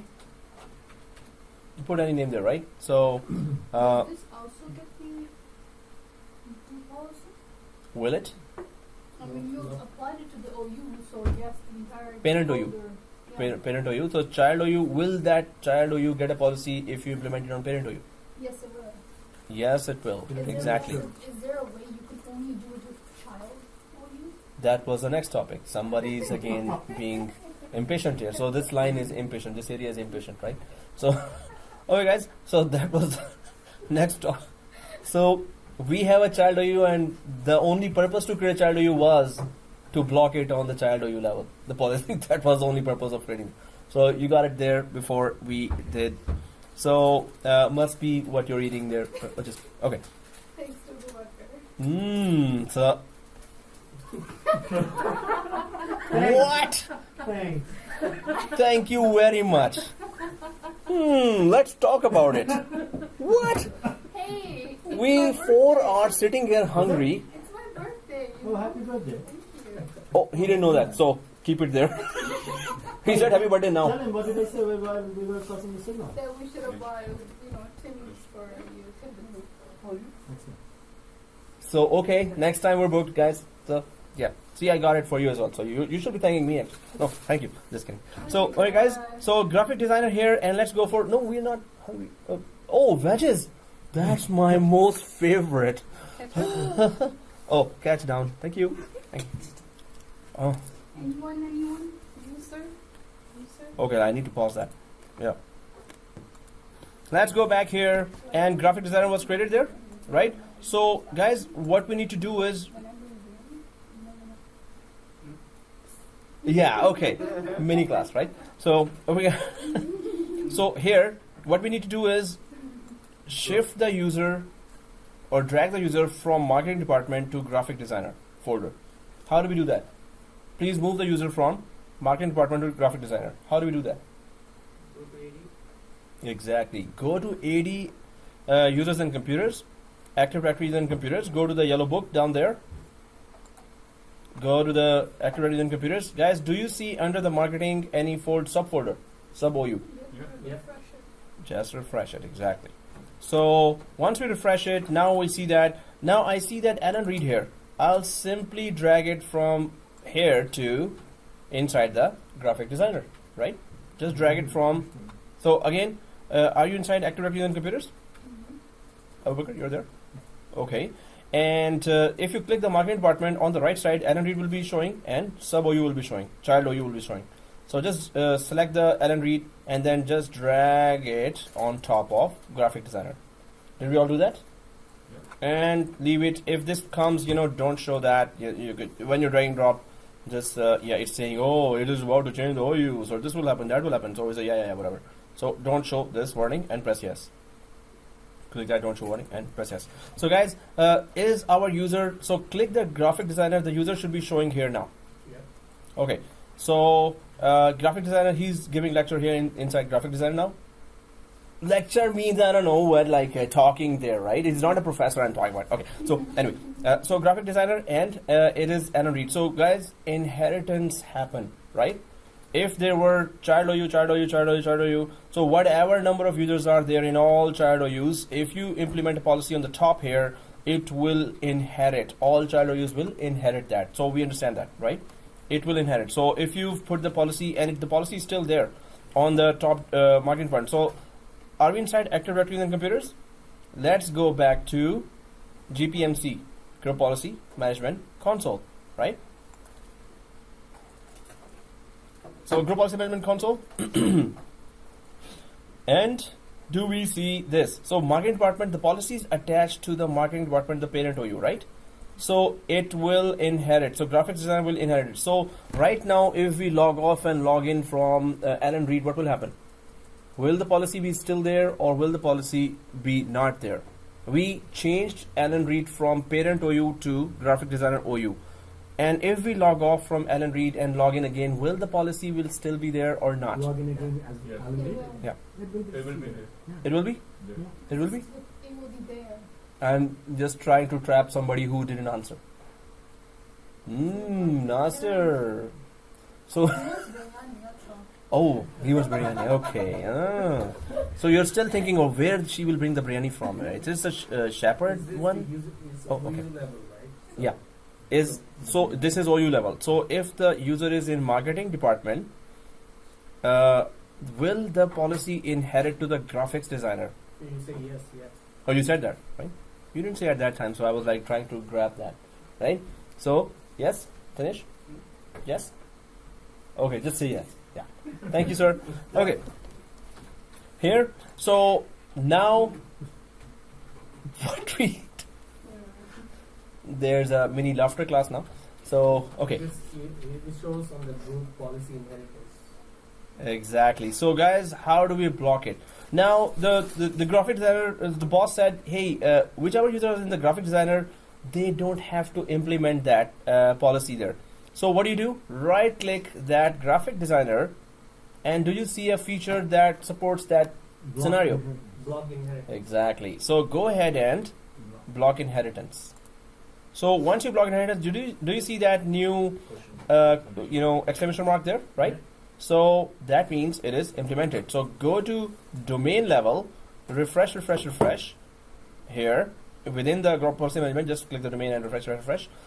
And I hope nobody has closed that command prompt here, right? Keep it open, up arrow to get the previous command, and press enter. Now log off, log in from Alan Reed. What are you expecting now? To be able to We have the Use the desktop. desktop. Like when we right click, we will be able to see the options, features.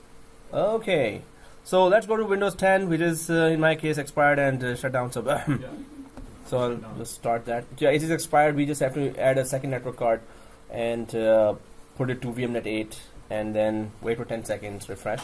It will get enabled for 90 days. Is it same for everyone? Like it was shut down? Oh, then let's do that. So guys, log in because it is shut down. So obviously we were gonna log off, log in, but it is shut down. So let's just directly log in from Alan Reed now. What we're expecting is that the inheritance has been blocked, so the policy is ineffective now on Alan Reed. You're able to right click, right? Yeah. Okay. I'm sorry, I'm not. Oh, logged off, log off and log in. I did log in and No, was it shut down? yeah. Oh. Then you have to check the policy if it is okay, or just log in. So you can see Recycle Bin, you can see Google Chrome there, right? So this means we're okay, and I can right click here as well, right? And guys, do you see here license expired? So temporarily, let's give it internet connection, right?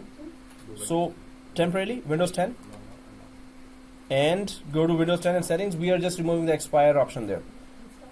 Right click and settings. Oh, yeah. So here VMnet 13, we're temporarily changing. Either we can add a new network card or we can temporarily change it to VMnet 8. It will get internet connection now.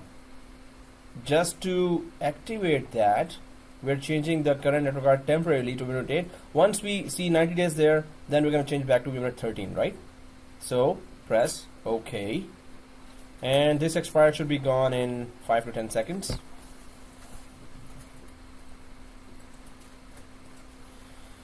Okay. Yeah.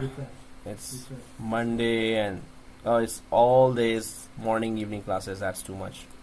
Should not have gone for this adventure. Okay. You said refresh. No. It should work For now. me, It didn't work for me. No, keep refreshing, guys. Yeah, now it's changed. Keep refreshing. One day, Monday or Sunday, it's gonna get internet connection. Oh, it didn't because I don't have internet connection. Thanks to Wi-Fi turn off. Serious.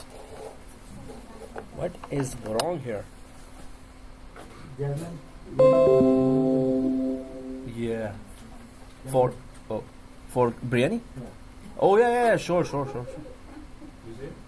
We will remind in the group that she's supposed to bring biryani, right? And don't forget plates. oh, plates are here. Plates are here. Oh, Coke. Yeah. Yeah. Hey, So we'll give a full menu. Don't worry. We'll just give a full menu. Full menu course. Menu By the way, course. I don't like biryani that much. Really? We like It's okay. it's okay. Okay. We won't You don't force you have- to eat. Yeah. It's okay.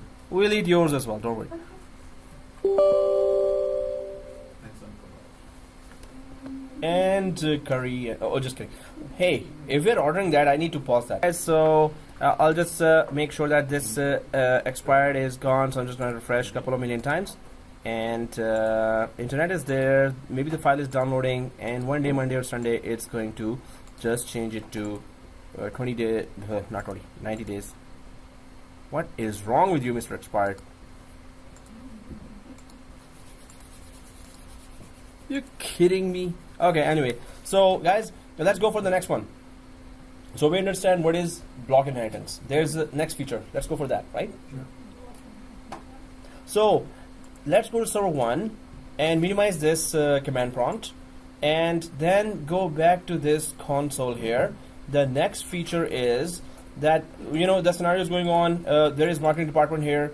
and graphics designer guys said that no, we don't want this block desktop, we need it because we are designing graphics, hence graphic designer, right? Anyway, so but the top management finds out, no, who did that? Junior admin? Okay, first fire that guy, and second thing, no, we want this policy ineffective. Or don't fire that guy, just ask him to bring biryani for all employees. So let's go for marketing department, and what you're seeing now is go to block desktop here and right click on the policy itself. When you right click, do you see the button called enforced?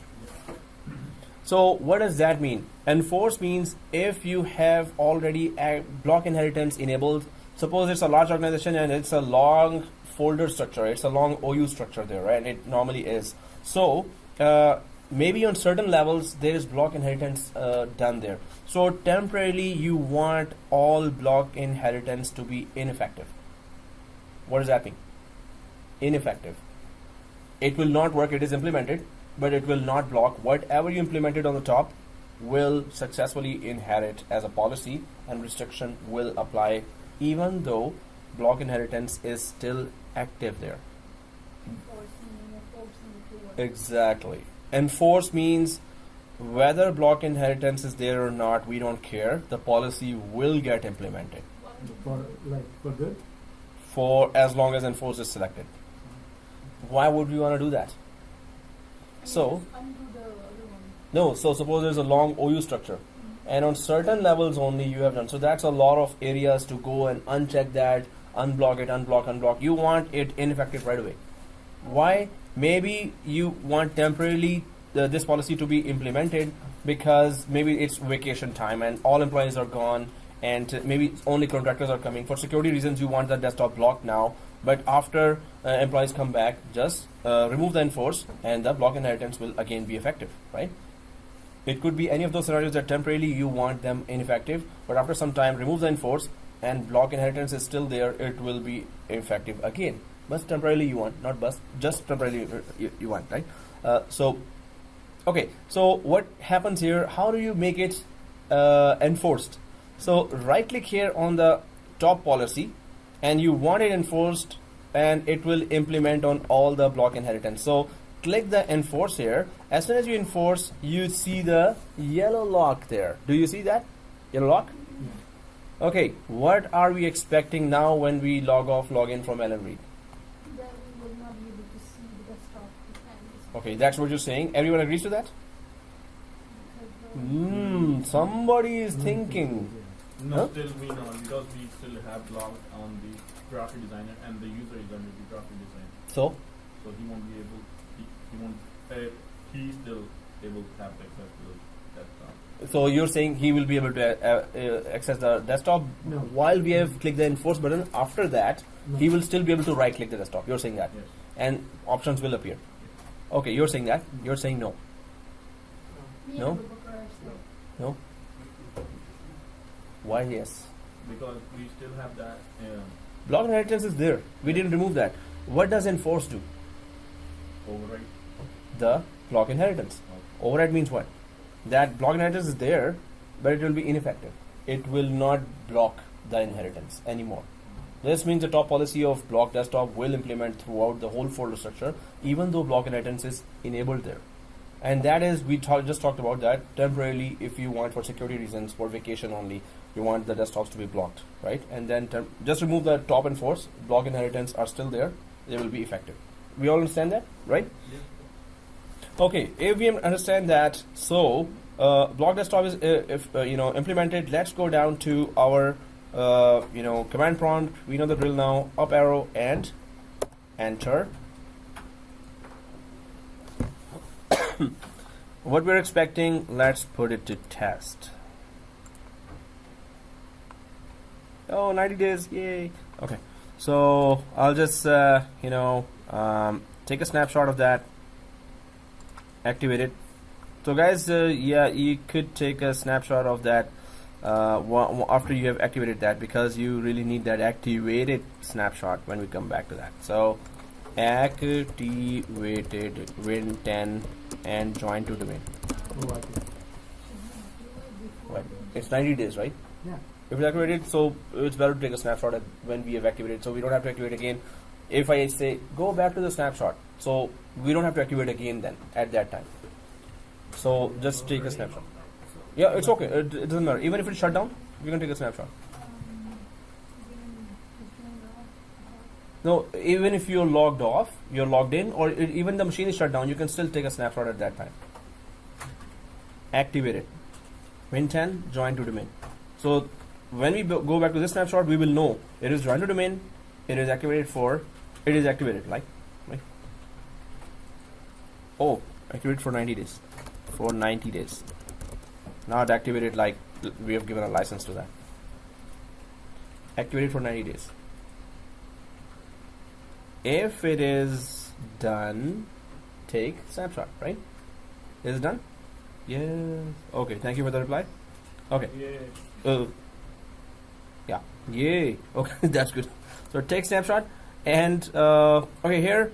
So now we are expecting that policy. First of all, I don't want this network card here. I'm just gonna remove that Windows 8. I've activated it. I don't need that Windows 8 anymore. So I'm just gonna click and remove that. If you know that, just do it. If you don't want to do that, it's okay. Doesn't matter. Disable it. Better disable it because group policy might not get affected if you have that. So guys, yeah, disable or remove the Windows VMnet 8 after you. So guys, I'm just logging off from here now. Sign out and sign in. So do we see that effect already? Yeah. Like you're able to right click and the options are showing, right? Not sure. Yeah. Okay, not sure. So, wow, look at this scenery, man. Whew, that's he's But about I can to still, jump. Oh, okay, anyway, yeah. I can still quit the So that, but you cannot do anything extra, right? So whatever icons were there and they did show up, they will be able. You can click those. So applications are not blocked, just the desktop is blocked there. So guys, if I go there and yes, right click doesn't work, but recycle bin and applications, since we once unblocked it, whatever was there did show up, but again we cannot create anything new there, right? You understand that, right? Okay, so now we go back to server 1. Yay, again another policy. Sorry, sir, can you, Yes, sure. What? You log off and log in. oh, that's what I was very confused at the logged off, right? Yeah. Somebody's not listening. Sign out, sign back in. Okay, in order to implement the policy. And he said that nice thing with Yeah. What? Nice scenery, yeah. log in, sign back in. Oh, he said that was in the Okay guys, so next one is, did we all log in? Yes. And yeah. Okay, so next one is that, oh, What is this, you know, let's go for start GPU. More important is the software deployment. Okay, the rest are still important, but start software. Yeah, you were saying? Oh, Do you want to ask something? Nothing, Yeah. you have to look at the phone and, oh, okay. Yeah, that. So that. Yeah, whatever you said. Yeah. if you need it. Okay, continue. So software deployment. Okay, so I knew that we won't be able to cover everything in 3 hours with a break. Who needs a break in 3 hours? Oh yeah, we need. Okay, anyway, whoa, yeah, we need that break exactly. Yeah, that sign language. Okay. I don't want anything on the record. Yeah, exactly. I'm shivering now. So, guys, let's go ahead and try to deploy a software, right? So, what is the software that we need to deploy? First of all, can we even deploy a software through group policies? Can we? theoretically, yes. Theoretically, but practically no, right? I haven't seen it. Okay. So, anyone deployed before a software over the network, application over a network? Suppose MS Office, Adobe Acrobat, WinZip, WinRAR, anything, ever? So, No, but I'd like to know. hey, that's a good answer, definitely. Not the answer I was looking for, but yes, good answer. Oh, good. Yeah. Okay, that's thanks to Abu Bakr. This sign is like Georgia police is gonna come up with yeah. Yeah. He knows going to be a Another tape. Nazi sign. You kidding me? We are recording this. Okay. Okay, and I didn't even edit the last one, where you came and just straight out threatened me that I'll put on your face this and this and that. So I could not even. I didn't have time to edit that. So So it is in history now. It's on YouTube now. So anyway, guys. Next time you know, buy her and each Yeah. So, okay. So here, software deployment. There are some rules there that we need to understand, and that's a very important skill. You know, my boss told me in one of the few jobs ago, that you know, I have to install MS Office in a lot of machines, and I said, really? Okay. Then he didn't tell me how. He didn't care how. He just said, go ahead and install. So as a level 2 and 3 administrator, I was like, hey, I'm not going to. And he was saying, you do it. I mean, I do it on weekends. So I thought, okay, let's use the servers for that. So then went for Google and then, went for some search engine. And yeah, there I found that MS Office, we can deploy it through, you know, group policy. And that was a very good experience. What about the license? Oh, yeah. Licenses was taken. So we had volume license for that. So one key put there, and it was a silent installation. Like when I deployed it, it just silently, when the user logged in, it was deploying in the background, and that's it. I told the user, hey, it will take a little longer, so please just log in and go to and just buy some coffee or something. As you mentioned earlier, that we cannot implement the application by GPU. Right? We can implement application. So did we do WDS before? Yeah. So WDS, what we did talk about. So we can deploy it through WDS what? OSs, operating systems, or operating system with applications. But operating system is the main thing that has to be there, right? But we talked about that applications we cannot do with WDS. But then we talked about which other ways we can do that. So group policy was the first one. Second is SCCM, right? Can I ask one question when we started now? Yeah, sure. Oh, you want to pause it? No. Is it true or false, right? Oh. When the question you asked, right? Yeah. Can we implement the applications but in the help of GPU? There was a question like that when we started the class. So then I said false. Yes, you did say false. For that we cannot deploy applications through GPU. I overheard you. Overheard. I overheard you. I was in the We have a video. So anyway, yeah. I don't think I would ever say that. There was a question about applications, right? When Yeah. But what was the exact question? Then we could only know, right? What is the exact question? What were the words? So applications can be deployed from GPU. So I would never. Well, anyway. I think maybe confusion. Yeah, confused there. So anyway, guys, let's do that because yeah, we don't have enough time now. But So let's have questions. We can or we can just. continue this class because this seems to be very important. Yeah, it looks like that we'll have to continue because we have started GPU here, we have modeling here, we have results here. So I would request to continue for the next class if everyone Well, we have no choice, right? Oh, everyone is okay because on the biryani day you want to still continue that. Yes. Oh no, it's the next day. Sorry, I mean what I meant was next class, right? Okay, so we already have created that hype. Yeah, keep the pressure on. Keep the pressure on. Okay, and kebabs. Yeah, that too.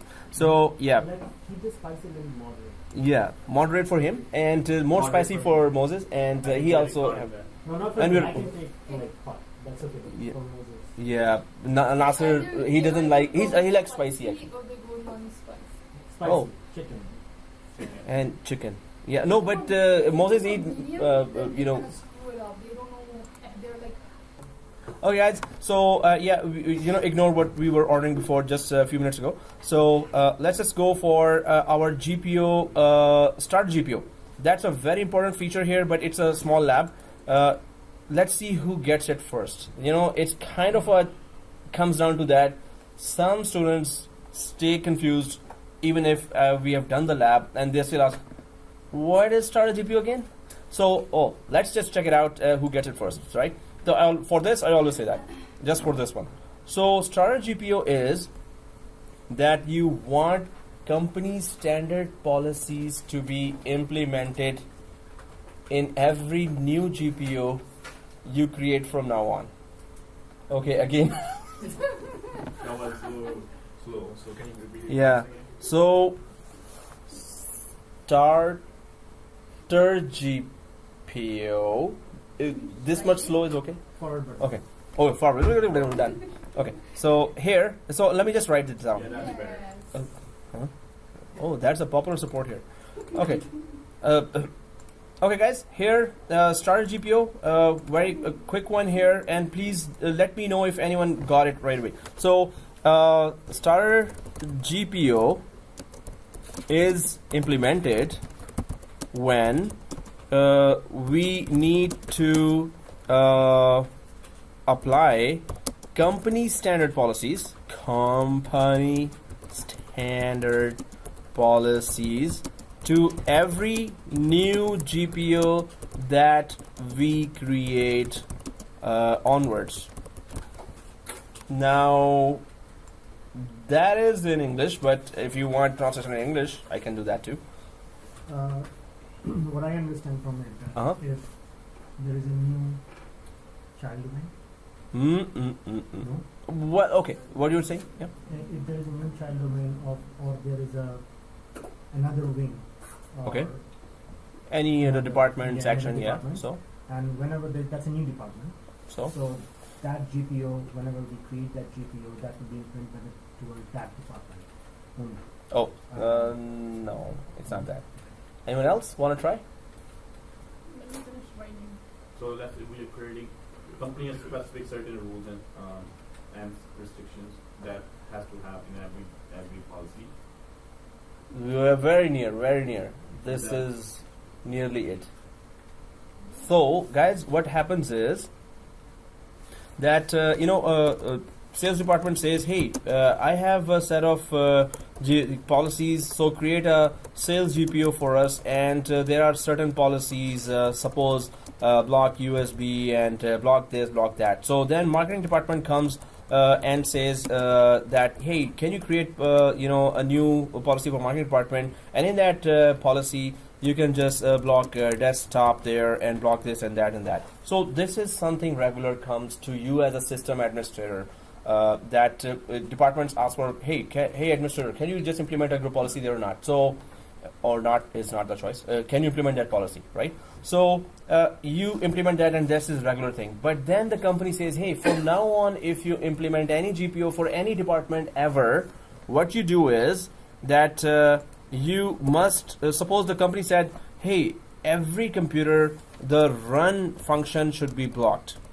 Function must be blocked. That's a company level policy that they're saying whenever you're responding to any departmental request of creating a GPO for that specific department or any other GPO, whenever you create from now on, please implement this block the run function in all those GPOs from now on. Do we get this? For any department. For any department, this means that any GPO you create from now on, implement this policy as well, and then see what they wanted, what the department actually So requested. this would be something like a default. Standard company policies. That's what I said. That nearly you said, but you have to just say, so you actually really nailed it. So it is the GPO you have to create. So starter GPO, Oh, okay. you have to attach a starter GPO to every new GPO now. So you're creating a group policy object for sales department, attach a starter GPO to that. Okay. Whatever's inside the starter GPO, It will come. exactly, it will copy to that new group policy object or GPO for the sales department or marketing department. So starter GPO is, so where would you put this company standard policy? It will be inside starter GPO. Now this means company wants this policy implemented in every new GPO you create from now on. Every new GPO. So sales department asks us to create a new GPO. Yes, whatever you want, we will do that. But let me first implement this company policy, which is block run, right? So when you go for run there, right click and run, it won't. It will be blocked, right? So yeah. What about the previous policies that we created for us? Oh, so that's a good question. If you already have certain GPOs already created for sales, marketing, and other departments, it cannot implement there. There you have to go yourself and go to wherever the run is blocked and block it there. Any new GPO onwards, after you have created GPO, started GPO, after, right? Then you attach it to, whenever you're creating a new GPO, you attach starter GPO. Whatever policies are there in starter GPO will get copied to that new GPO. And then you go for, okay, sales department, what did you want? We implemented this. Now your turn. What do you want? We're going to implement yours as well, right? But it's a little confusing because if sorry, Mm-hmm. Ladies first. if the Oh, no. Okay, gents first. Yeah.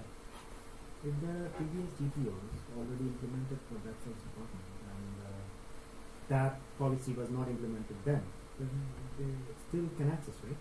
So, whenever company decides, we don't know.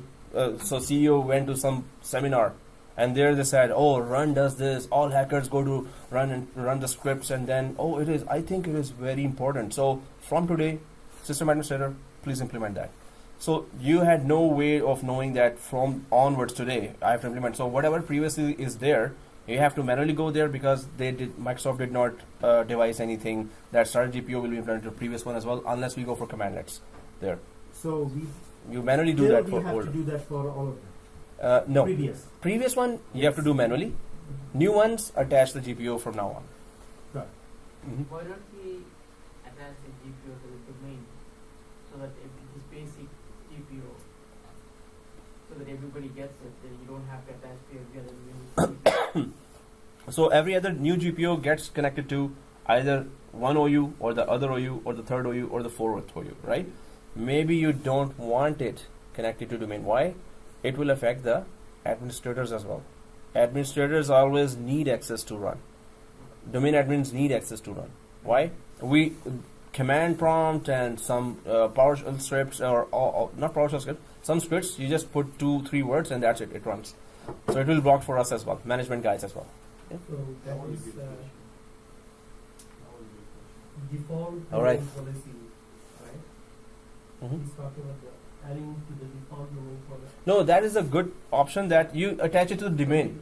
Everyone will get it already. Why do you have to? So if there are 4 or 5 policies from the company, just attach it to the domain.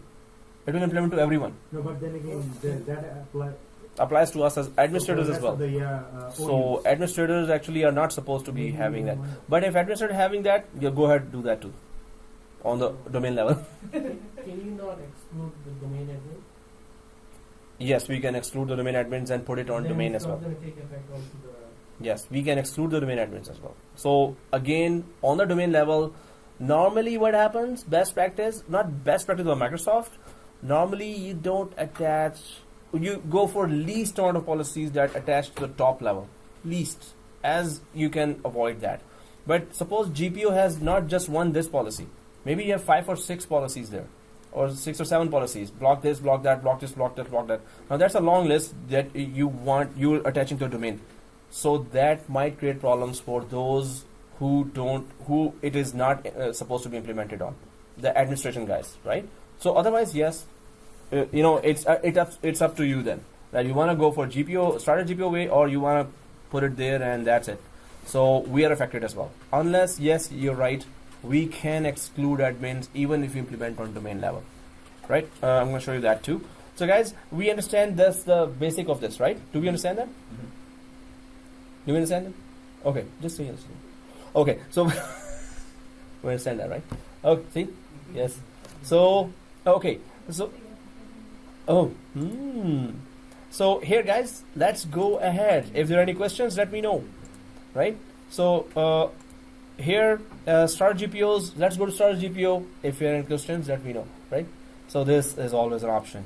So create starter GPOs there, folder, and Just modify the policy, the original policy, rather than having a starter GPO. no, we can just attach it to the domain. That is the only other choice that we can have. Attach it to the domain. It will implement on all because we want it to be implemented on every new GPO that we create. That could be the other way only. Okay, Right. fair enough.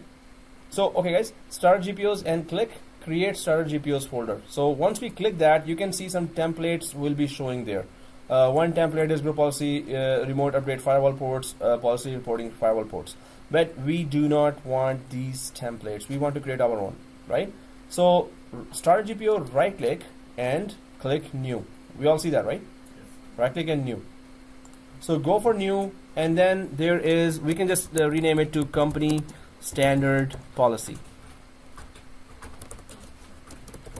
policies or policy. We have just one policy, but anyway, company standard policy. So once this is done there, press OK if you have given this name company standard policies and press OK. Company standard police. Oh, that's a good one. Standard police. There is unstandard police as well. Oh, okay. Police. Okay. So I think yeah, I should pause if there is something else we need to say.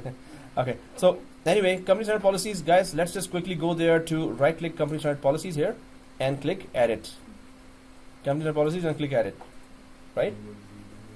And now, what we don't have to go to run and block it. We can just try to check. The main thing to understand, whatever policy we implement now inside our company standard policies, will it get copied to any newly created GPO or not? Now, specifically going to quick reminder for next class biryani. Okay, anyway, so yeah, let's just go ahead, guys. Yeah, it's on the group. That's what I was reading. It's in the video and group. Yeah. Anyway, so let's not start ordering now. We are not in the restaurant yet. So, okay, guys. So let's go ahead. Okay. Yeah. So desktop, we have the 7 minutes now. So desktop, let's go to desktop, right? And instead of, we're just learning how Starter GPO works, right? So are we on desktop under user configuration? So go to the other three. So click this one, and enable it. Then click this one, enable it, then click this one. So I'm just going to go to the first one, this one, right? Yeah. So do we all see that? Double click that, enable. We're just randomly selecting some policies. We're not going to see if it gets implemented. We just want to see if Starter GPO copies it to the newly created GPO or not, right? So one is enabled. Second one, double click, enable. So first is remove the desktop, then yes, the third one as well, as you said, remove computer icon, double click and disable. So this one, and this one, right? So double click and enable. So just make sure that three are enabled, these three. So if you see this enable, you're good, right? We're just going random. Otherwise, you would have gone through meetings and gone through approvals, and then you would have gone through the folder structure and carefully implemented those that the company wants implemented, right? We're just going for random just to check if Starter GPO actually works or not, right? And how does it work? So if we have we enabled these three? Yeah. Yes? Then close the editor. We don't have to save anything. It is saved automatically, so close the editor. Now, company standard policies is ready. So we don't have to work here anymore, but go look at the settings, guys. Click the company standard policies and go to settings. Anyone on the settings? Company standard policies and settings. Are you there? Yeah. Administrative templates and desktop and 3 policies. Exactly. Do we all see that? Right? Yeah. Okay, guys. If we see that, let's go to group policy and let's pretend that IT department. We are the IT department actually. So management department asked for a new group policy, right? So you say that, okay, yeah, we're going to implement that, but we have to implement the local standard policies, and management one says, yes, of course. Yeah, that is, they have no choice about that. So right click the group policy objects and we're creating a new GPO. We're about to create a new GPO for management department. So click group policy objects and new. And this is management DEPT policies. Okay. While we are doing that, do not press OK. Do not press OK. And you know why? Because we need, company said, attach that Starter GPO. So, do we all see company standard policies? Right? Select that. Now, what will happen? Tell me what will happen now. So, it will copy whatever is in there. The 3 policies. So, this management department policies GPO is totally empty right now. We haven't gone inside that. We are just creating that. But already we should be seeing those 3 policies copied from Starter GPO, because that's a company standard policies. Before you even start editing the new GPO, add these policies and copy them already there. Do we understand that now? Right? So understand and press OK. What's the proof those policies got copied? Go to the management policies. Management department policies and go to settings. Settings. So this is supposed to be empty. but those 3 policies should already be there, right? So management department policies, and if you go to settings here, this view, administrative templates, desktop, these policies are copied already. And now we can go for, hey, management department, what did you want? Because we wanted to attach this, we're done. Now we go to your request of, what you wanted, right? We all want biryani, that's a separate thing. But yeah, what do you want? We can enable that. Okay, anyway. Okay. Alright guys, so this is it. Starter GPO, we're going to continue with the software deployment and group policy modeling and results. So these 2 will be remaining there. So we're going to do that, and then we're going to go for FSMA roles and do an upgrade from 2008 environment to 2016 environment on forest level. Migration, upgrade and migration. And we're going to dispose of the Windows 8, 2008, and we're going to dispose of 2012. So we will have a 2008 forest level, and then we're going to migrate to 2016 and properly demoting the 2008 server domain controller and demoting the 2012 server. That was we were supposed to do. Yeah. So that's the next one after that. So What do you call that? What do you call that? so that's migration from 2008 to 2016. Domain controller environment. So forest level migration, or 2008 to 2016. So that's something that you will be doing that very soon, right? So in your companies. So guys, if this is done, we will have to do group policy modeling, results, and then we will be doing especially software deployment, right? And also we have to check preferences. So this should be done by first half an hour, 1 hour. Then we're going to go for creation of 2008 forest, and then we're going to go for 2008 to 2012. Well, we're going to have 2012 domain controller, and we're going to have 2016 domain controller as well, right? So that's going to be a little messy, but we have to understand all the migration options there. Okay, guys. So shutting down now, and oops, yeah, yeah, that signal. All right. So if I you just have to force it and then Somebody woke up now. So shut down, guys. This, and we meet on Monday. But so.